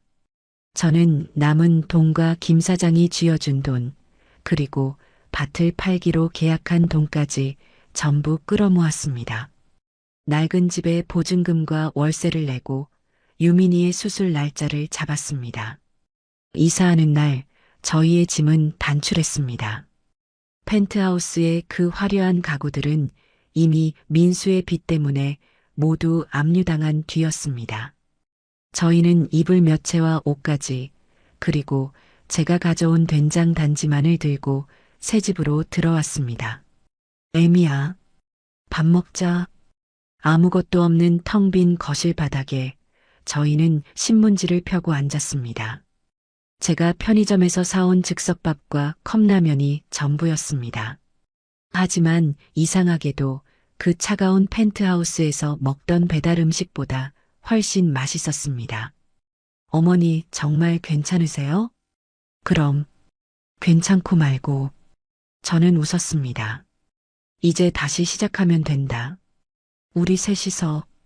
그리고 며칠 뒤 유민이의 수술날이 밝았습니다. 저와 지영이는 수술실 앞 복도에서 뜬 눈으로 밤을 새웠습니다. 지영이는 두 손을 모으고 기도하느라 정신이 없었습니다. 저는 그저 굳게 닫힌 수술실 문만 바라보았어요. 시간이 마치 영원처럼 흘러갔습니다. 그리고 마침내 수술실 문이 열리고 의사가 나왔습니다. 유민이 보호자분. 지영이가 의사에게 달려갔습니다. 선생님, 우리 유민이는요? 의사는 지친 얼굴로 마스크를 벗으며 희미하게 웃었습니다. 수술 성공적입니다. 아이 의지가 아주 강하네요. 그 말을 듣는 순간 지영이가 그 자리에 주저앉았습니다. 저는 벽을 짚고 겨우 서 있었습니다. 눈물이 제 뺨을 타고 하염없이 흘러내렸습니다. 고맙습니다. 선생님 정말 고맙습니다. 저는 수술실 복도 바닥에 주저앉아 평생 흘릴 눈물을 그날 다 흘린 것 같습니다. 펜트하우스를 잃고 아들을 잃었지만 저는 제 손자를, 제 가족을 되찾았습니다. 1년이라는 시간이 흘렀습니다. 그동안 참 많은 일이 있었죠. 유민이는 기적처럼 건강을 되찾았습니다. 항암 치료의 부작용으로 빠졌던 머리카락도 이제는 제법 씩씩하게 자라나 까까머리가 아주 귀여운 아이가 되었습니다. 저희 셋은 그 낡은 연립주택에서 새로운 삶을 시작했습니다. 저는 며느리 지영이와 함께 작은 반찬 가게를 열었어요. 제가 평생 시골에서 담갔던 된장과 장아찌, 그리고 지영이의 깔끔한 음식 솜씨가 더해져 동네에서는 제법 입소문이 났죠. 할머니 손맛이라고들 했습니다. 새벽부터 밤늦게까지 고된 일이었지만 저희는 웃음을 잃지 않았습니다. 하루하루 버는 돈은 적었지만 그 돈은 빚으로 사라지는 돈이 아니라 유민이의 분유값이 되고 우리 세 식구의 따뜻한 밥값이 되는 진짜 돈이었습니다. 지영이도 완전히 다른 사람이 되었습니다. 펜트하우스에서 신경질적으로 휴대전화만 들여다보던 그 차가운 며느리는 이제 없었습니다. 지영이는 시장 사람들과 스스럼 없이 농담을 주고받고 유민이를 업고 씩씩하게 배달을 나가는 억척스러운 엄마이자 제 딸이 되었습니다. 어머니, 오늘은 장사가 잘 돼서 유민이 통닭 한 마리 사가야겠어요. 오냐, 그러자. 우리 애미가 고생이 많다. 저희는 서로를 어머니와 애미라고 부르는 대신 엄마와 지영아라고 부르는 날이 더 많아졌습니다. 그 편이 훨씬 마음이 편했어요. 그렇게 모든 것이 제자리를 찾아가던 어느 추운 겨울날이었습니다. 마지막 배달을 마치고 지영이와 함께 가게 문을 닫고 집으로 돌아오는데 저희 집 골목 어귀에 웬 낯선 남자가 쭈그려 앉아 있었습니다. 행색이 말이 아니었습니다. 다해진 겨울 외투에 신발은 다 뜯어져 있었고 얼굴은 검게 그을리고 수염이 덥수룩했습니다. 누구신데 남의 집 앞에서. 지영이가 경계하며 남자에게 다가갔어요. 남자가 천천히 고개를 들었습니다. 지영아. 그 목소리를 듣는 순간 저와 지영이는 그 자리에 얼어붙었습니다. 1년 만에, 아니, 지옥에서 돌아온 것 같은 그 얼굴은 제 아들 민수였습니다. 지영이의 손에서 들고 있던 장바구니가 바닥으로 떨어졌습니다. 당신이 여길 어디라고. 며느리는 분노보다 놀라움에 말을 잇지 못했습니다. 민수는 저희를 보고도 일어날 기력조차 없는 듯 했습니다. 이 녀석은 1년 전 그 펜트하우스를 뛰쳐나갔던 모습과는 완전히 다른 사람이 되어 있었습니다. 오만하고 뻔뻔했던 그 눈빛은 사라지고 삶에 완전히 찌들어 모든 것을 포기한 짐승의 눈빛만 남아 있었습니다. 어머니 지영아, 나 그냥 유민이 얼굴이라도 한번. 녀석은 말을 잇지 못하고 기침을 터뜨렸습니다. 몸이 아주 상한 것 같았습니다. 여기가 어디라고 와. 당신이 우리한테 무슨 짓을 했는데. 유민이 당신 때문에 죽을 뻔했어. 알아? 지영이가 소리치며 민수의 등을 마구 때렸습니다. 하지만 민수는 그저 묵묵히 맞고만 있었습니다. 그만해라, 지영아. 제가 며느리를 말렸습니다. 지영이는 저를 보며 울부짖었습니다. 어머니, 어떻게 저 인간을. 저 인간은 유민이 아빠도 아니에요. 안다, 나도 안다. 저는 민수에게 다가갔습니다. 녀석에게서는 지독한 땀 냄새와 흙먼지 냄새가 났습니다. 일어나거라. 어머니, 저는 자격이 없습니다. 일어나라고 했다. 저는 녀석의 팔을 잡아 억지로 일으켜 세웠습니다. 녀석은 비틀거리며 겨우 일어섰어요. 저는 민수를 데리고 집으로 들어왔습니다. 지영이는 분을 이기지 못하고 밖에서 울고 있었죠. 집에 들어오자 방에서 유민이가 뛰어나왔습니다. 할머니다. 엄마. 유민이는 민수를 보더니 낯선 사람인 줄 알고 제 등 뒤로 숨었습니다. 유민아. 민수가 떨리는 목소리로 아들의 이름을 불렀습니다. 누구세요? 유민이가 물었습니다. 민수는 제 아들 앞에서 무릎을 꿇고 말았습니다. 그리고는 짐승처럼 울기 시작했어요. 유민아, 아빠가 미안하다. 그제야 유민이도 1년 만에 보는 아빠를 어렴풋이 알아본 모양입니다. 하지만 아이는 다가가지 않았습니다. 밖에서 울던 지영이가 들어왔습니다. 눈이 퉁퉁 부어 있었죠. 저는 말없이 부엌으로 갔습니다. 쌀을 씻어 밥을 안 치고 어제 끓여두었던 시래기국을 데웠습니다. 지영이가 제게 와서 말했습니다. 어머니, 저 사람 용서하지 마세요. 저는 저 사람이랑 같이 못 살아요. 알아, 지영아. 나도 네 마음 다 안다. 저는 밥상을 차렸습니다. 뜨끈한 밥 한 공기와 김이 모락모락 나는 시래기국, 그리고 저희 가게에서 파는 반찬 몇 가지를 꺼냈습니다. 저는 그 밥상을 거실 한복판에 무릎 꿇고 있는 민수 앞에 놓았어요. 먹어라. 민수는 고개를 들지 못했습니다. 먹으라고 했다. 네가 사람이면 일단 먹고 그리고 살아라. 살아서 네가 저지른 죄값을 평생에 걸쳐 갚아라.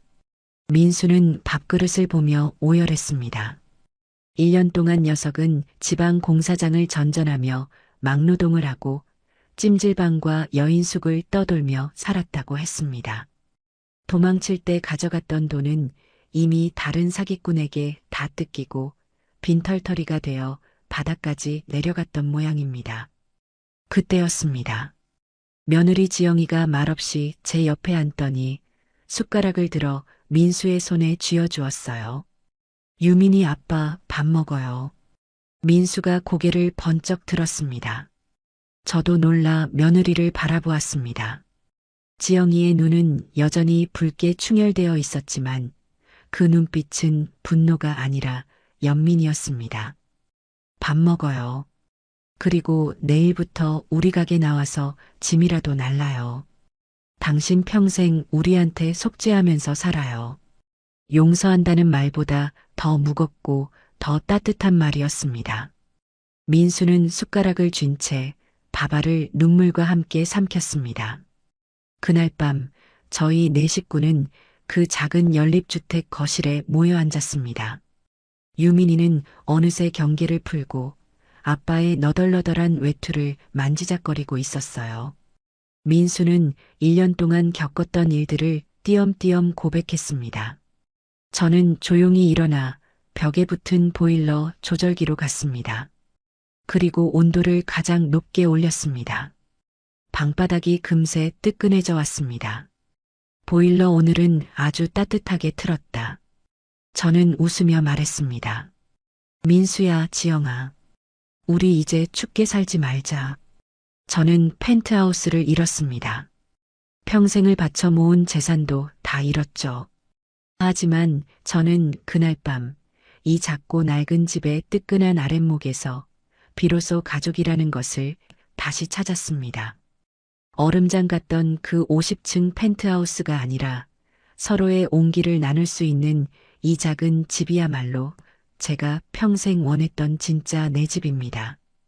그날 밤 저희 네 식구는 좁아터진 거실에 이불을 펴고 누웠습니다.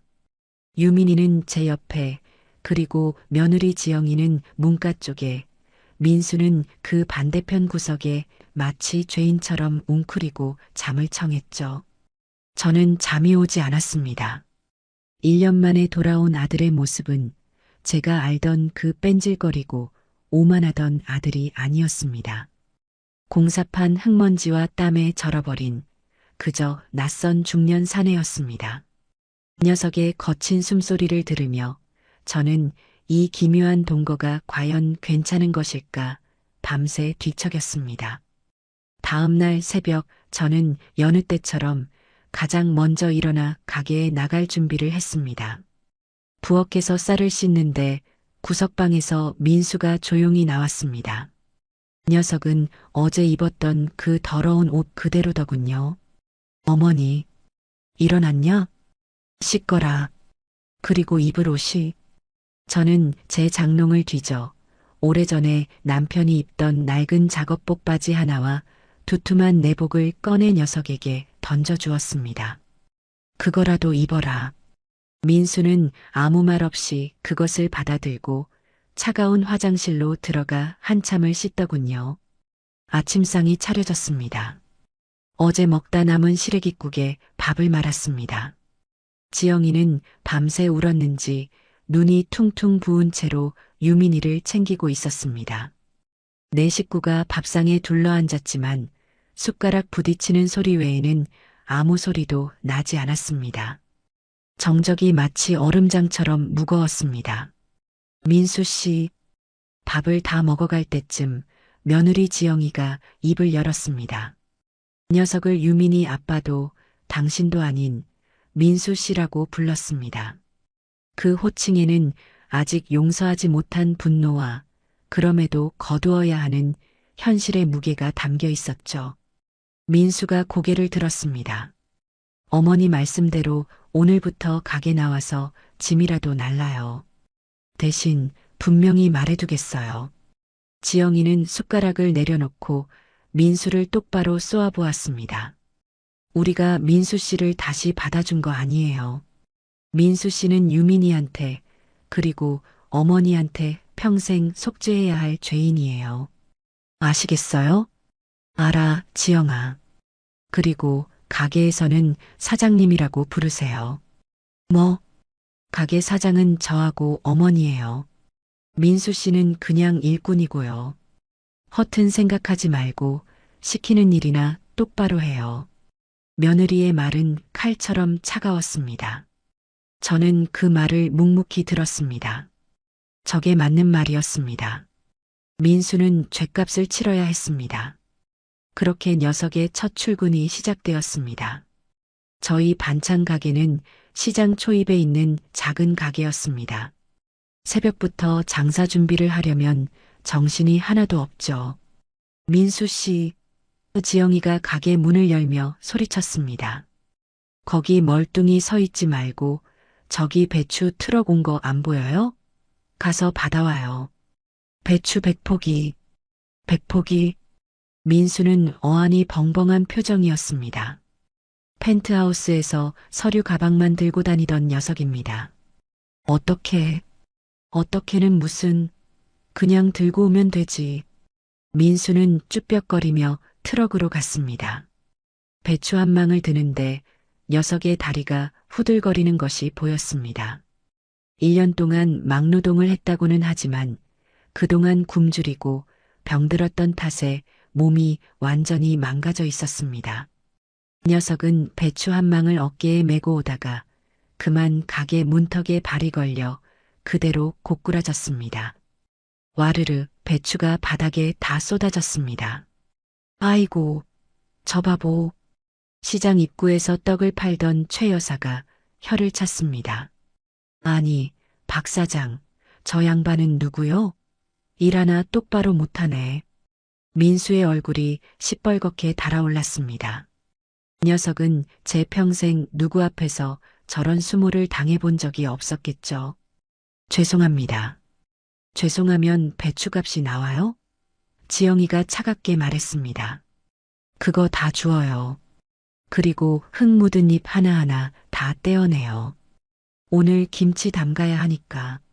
저는 녀석이 불쌍했지만 차마 거들어줄 수가 없었습니다.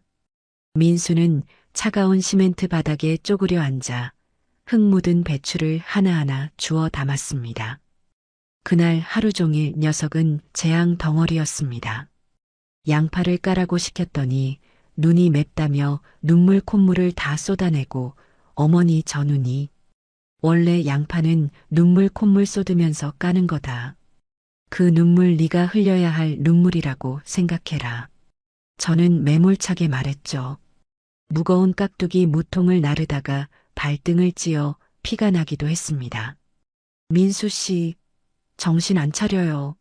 그러다 큰일 나요. 지영이의 고함 소리가 가게를 울렸습니다. 점심시간이 되어 가게 뒷마루에서 밥을 먹었습니다. 민수는 밥알을 씹는지 돌을 씹는지 모르는 표정이었습니다. 녀석은 밥을 먹다 말고 퉁퉁 부은 제 손을 멍하니 바라보더군요. 평생 과수원에서 일해 굵어진 제 손마디였습니다. 어머니 손이, 왜 내 손이 뭐, 일하는 사람 손이 다 이렇지. 밥이나 먹어라. 오후에는 배달 가야 하니까. 오후가 되자 지영이가 낡은 배달용 자전거를 끌고 왔습니다. 민수 씨, 이거 타고 저기 신개발 아파트 3단지 105동 701호에 이 김치 좀 갖다 줘요. 자전거? 그럼 차라도 내줄까요? 우리 가게에 차 없는 거 안 보여요? 민수는 당황했습니다. 수억 원짜리 외제차를 굴리던 녀석입니다. 아니 내가 길을 여기 주소 적어줬잖아요. 유민이도 찾는 길이에요. 얼른 다녀와요. 손님 기다리셔요. 민수는 결국 그 녹슨 자전거에 올라탔습니다. 반찬통이 가득 담긴 바구니를 앞에 싣고 비틀거리며 페달을 밟았습니다. 그 뒷모습을 보는데 참 만감이 교차했습니다. 저렇게라도 죗값을 치러야 했습니다. 그런데 녀석이 배달을 가고 한참이 지나도 돌아오지 않았습니다. 1시간, 2시간이 지나자 지영이가 초조해하기 시작했습니다. 아니, 이 인간이 또 도망쳤나? 반찬값 들고 튄 거 아니야? 어머니, 어떡해요. 내가 저 인간을 믿는 게 아니었는데. 지영이가 가게 앞치마를 벗어 던지고 뛰쳐나가려는 순간이었습니다. 저 멀리서 민수가 자전거를 끌고 오고 있었습니다. 녀석은 절뚝거리고 있었고 무릎팍은 다 깨져서 피가 흐르고 있었습니다. 민수 씨, 이게 무슨... 오다가 내리막길에서 넘어져서 그 김치가... 녀석은 차마 말을 잇지 못했습니다. 자전거 앞 바구니는 텅 비어 있었습니다. 배달 가던 김치를 길바닥에 다 쏟아버린 모양이었습니다. 당신 정말... 지영이가 손을 부들부들 떨었습니다. 죄송합니다. 제가 다 물어낼게요. 물어내? 뭘로? 당신 주머니에 10원 한 푼 없으면서. 그때였습니다. 저희 가게에 손님 한 분이 헐레벌떡 뛰어들어왔습니다. 신개발 아파트 701호 아주머니였습니다. 사장님, 아이고 이거 어떡해. 무슨 일이세요? 아니, 배달 오신 분이 글쎄 아파트 입구 내리막에서 넘어져서 김치를 다 쏟으셨더라고요. 근데 이 양반이 글쎄.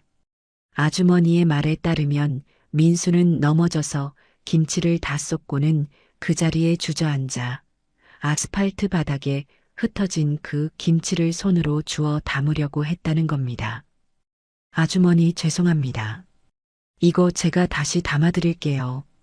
녀석은 무릎에서 피가 철철 흐르는 것도 모르고 그 흙먼지 묻은 김치를 손으로 움켜쥐고 울고 있었다고 했습니다. 701호 아주머니가 기겁을 해서 괜찮다고 그냥 두시라고 말리고 왔다는 겁니다.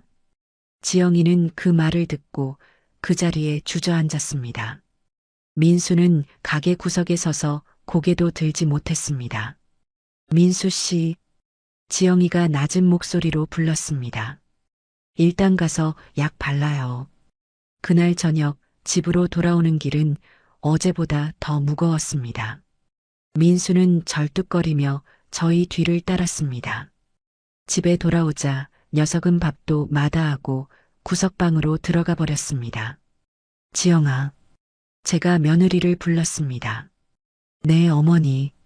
저놈 저러다 죽을지도 모르겠다. 그래도 어쩌겠냐. 저것도 다 저놈이 짊어져야 할 몫이다. 저는 밥 한 그릇을 따로 퍼서 구급상자와 함께 민수의 방문 앞에 놓아주었습니다. 죽지 말고 먹어라. 내일은 배추 100폭이 더 들어온다. 문 안쪽에서 녀석이 어깨를 들썩이며 우는 소리가 희미하게 들려왔습니다. 속죄의 무게는 그렇게 녀석의 망가진 몸과 마음을 짓누르고 있었습니다. 그렇게 며칠이 더 흘렀습니다. 민수는 말이 없었습니다. 그저 묵묵히 지영이가 시키는 대로, 제가 시키는 대로 일했습니다. 새벽에 가장 먼저 일어나 가게 문을 열고 밤늦게까지 뒷정리를 하고 그리고는 구석방에 들어가 쓰러져 잠들 뿐이었죠. 녀석은 절뚝거리던 다리가 다 나았음에도 여전히 절뚝거리는 사람처럼 보였습니다. 마음이 절뚝거리고 있었기 때문이겠죠. 민수가 돌아오고 한 달쯤 지났을까요? 녀석은 이제 제법 짐도 잘 날랐고 양팔을 까면서도 눈물 하나 흘리지 않았습니다. 손은 제 손처럼 마디가 굵어지고 굳은 살이 박여 더 이상 펜트하우스에서 서류나 만지작거리던 그 손이 아니었습니다. 하지만 녀석은 여전히 웃지 않았습니다. 유민이가 아빠하고 불러도 그저 멍하니 바라보거나 슬픈 눈으로 피하기만 했습니다. 지영이도 저도 녀석에게 따뜻한 말을 건네기가 참 어려웠습니다. 죄인의 그림자가 우리 네 식구 위에 짙게 드리워져 있었습니다. 그러던 어느 날 가게에 뜻밖의 손님이 찾아왔습니다.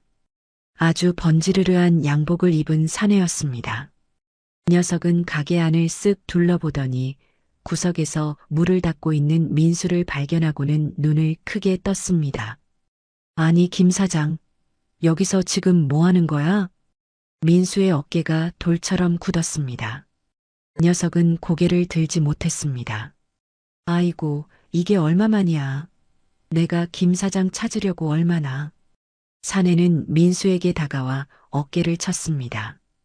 꼴이 이게 뭐야? 소문은 들었어. 완전히 바닥까지 갔다고. 하, 인생 그런 거지. 저는 그 사내를 노려보았습니다. 민수와 함께 사업이라는 것을 하던 그 부류의 인간이었습니다. 그런데 김 사장, 사내가 목소리를 낮췄습니다. 내가 아주 좋은 물건을 하나 찾았거든. 이번엔 진짜야. 땅인데 개발 정보가 아주 확실해. 김 사장, 너가 예전에 그 수완 반만 발휘하면 이거 한 방에 펜트하우스? 그거 다시 살 수 있어. 한 방. 그 말이 제 귀에 대못처럼 박혔습니다. 민수는 여전히 고개를 숙인 채 무만 닫고 있었습니다. 왜 이래, 김 사장? 설마 이 반찬 가게에서 평생 썩을 거야? 너가 이런 일이나 할 사람이야? 일어나. 나랑 얘기 좀 해. 사내가 민수의 팔을 잡아 끌었습니다. 그때였습니다. 민수가 닦던 물을 바닥에 탁 내려놓았습니다. 그리고는 천천히 고개를 들었습니다. 박 사장님. 저 지금 바쁩니다. 뭐, 바빠? 아, 김민수, 너가 지금, 저 오늘 이 무 다 닦아야 합니다. 그리고 양파 20kg 더 까야 해요. 너 지금 제정신이야? 민수는 사내를 똑바로 바라보았습니다. 녀석의 눈은 더 이상 도망치거나 비굴하지 않았습니다. 텅 비어 있었지만 동시에 무언가 단단한 것이 자리 잡고 있었습니다. 그리고 제 이름은 김민수입니다. 김 사장 아닙니다. 돌아가 주십시오. 저희 가게 지금 한창 바쁩니다.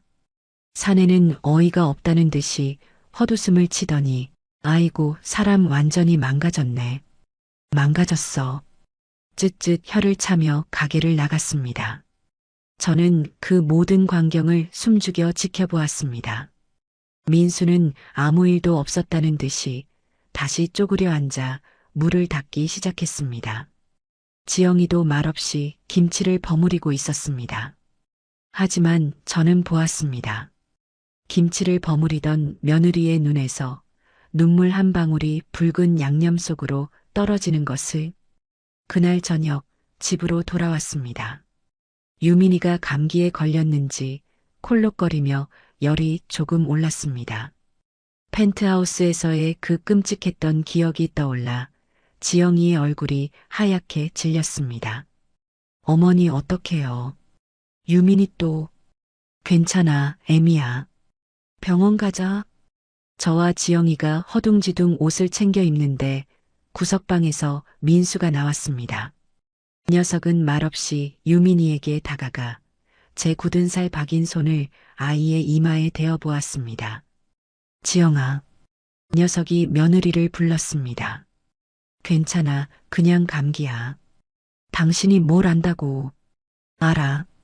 민수가 말했습니다. 내가 공사판에서 비 맞고 굴러봐서 알아. 이 정도 열은 괜찮아.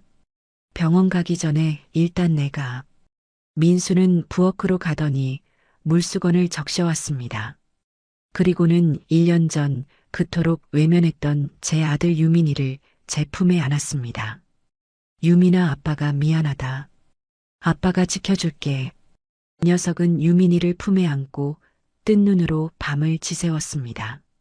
펜트하우스에서 저를 어른방에 가두고 제 자식이 아픈 것조차 외면했던 그 아들이 아니었습니다. 녀석은 젖은 수건을 갈아주며 아이의 등을 토닥이며 밤새 미안하다, 미안하다 하고 속삭였습니다. 지영이는 그 모습을 보며 소리 없이 울었습니다. 저도 제 방에서 그 모습을 보며 울었습니다. 다음 날 유민이의 열은 거짓말처럼 내렸습니다. 시간이 흘러 두 번째 겨울이 찾아왔습니다. 저희 반찬 가게는 제법 자리를 잡았습니다. 저희는 그 좁은 월세방을 떠나 조금 더 넓은 낡았지만 방이 3개인 연립주택으로 전세 이사를 가게 되었습니다. 이삿날 짐이라고는 얼마 되지 않았습니다. 민수가 묵묵히 짐을 날랐습니다. 마지막으로 저희 가게의 가장 큰 재산인 보일러를 떼어왔습니다. 아니, 새로 샀습니다. 이 녀석이 그동안 가게에서 일하며 받은 푼돈을 한 푼도 쓰지 않고 모아서 가장 좋은 것으로 샀다고 했습니다. 새 집에 민수가 직접 그 보일러를 설치했습니다. 막노동판에서 배운 기술이라며 땀을 뻘뻘 흘리며 연통을 잇고 밸브를 잠갔습니다. 다 됐다. 녀석이 보일러 스위치를 올렸습니다. 웅 하는 소리와 함께 방바닥이 금세 뜨끈해져 왔습니다. 그날 저녁 저희 4식구는 이사 온 집, 그 뜨끈한 거실 바닥에 둘러앉았습니다. 이삿날에는 자장면이죠. 4식구가 코를 박고 자장면을 먹었습니다. 어머니, 민수가 저를 불렀습니다. 왜? 방 따뜻하세요? 저는 녀석을 보며 웃었습니다. 2년 만에 처음으로 아들을 보며 웃었습니다. 그래, 아주 뜨끈하니 좋다. 다신 어머니 춥게 안 사실 거예요. 민수가 눈물을 애써 삼키며 말했습니다. 지영이도 유민이도 제가 평생 따뜻하게 해줄게요. 며느리 지영이가 그런 민수의 밥그릇 위에 단무지 하나를 툭 올려주었습니다. 면 불어요. 밥이나 먹어요, 유민이 아빠. 저는 그 모습을 보며 조용히 눈을 감았습니다. 하늘 꼭대기에 있던 그 50층 펜트하우스, 그 얼음장 같던 집은 제 집이 아니었습니다. 지금 이 낡은 연립주택 1층, 보일러 소리가 요란하게 울리는 이 뜨끈한 아랫목이야말로 제 진짜 집입니다. 집입니다. 집입니다. 집입니다. 집입니다. 집입니다. 집입니다. 집입니다.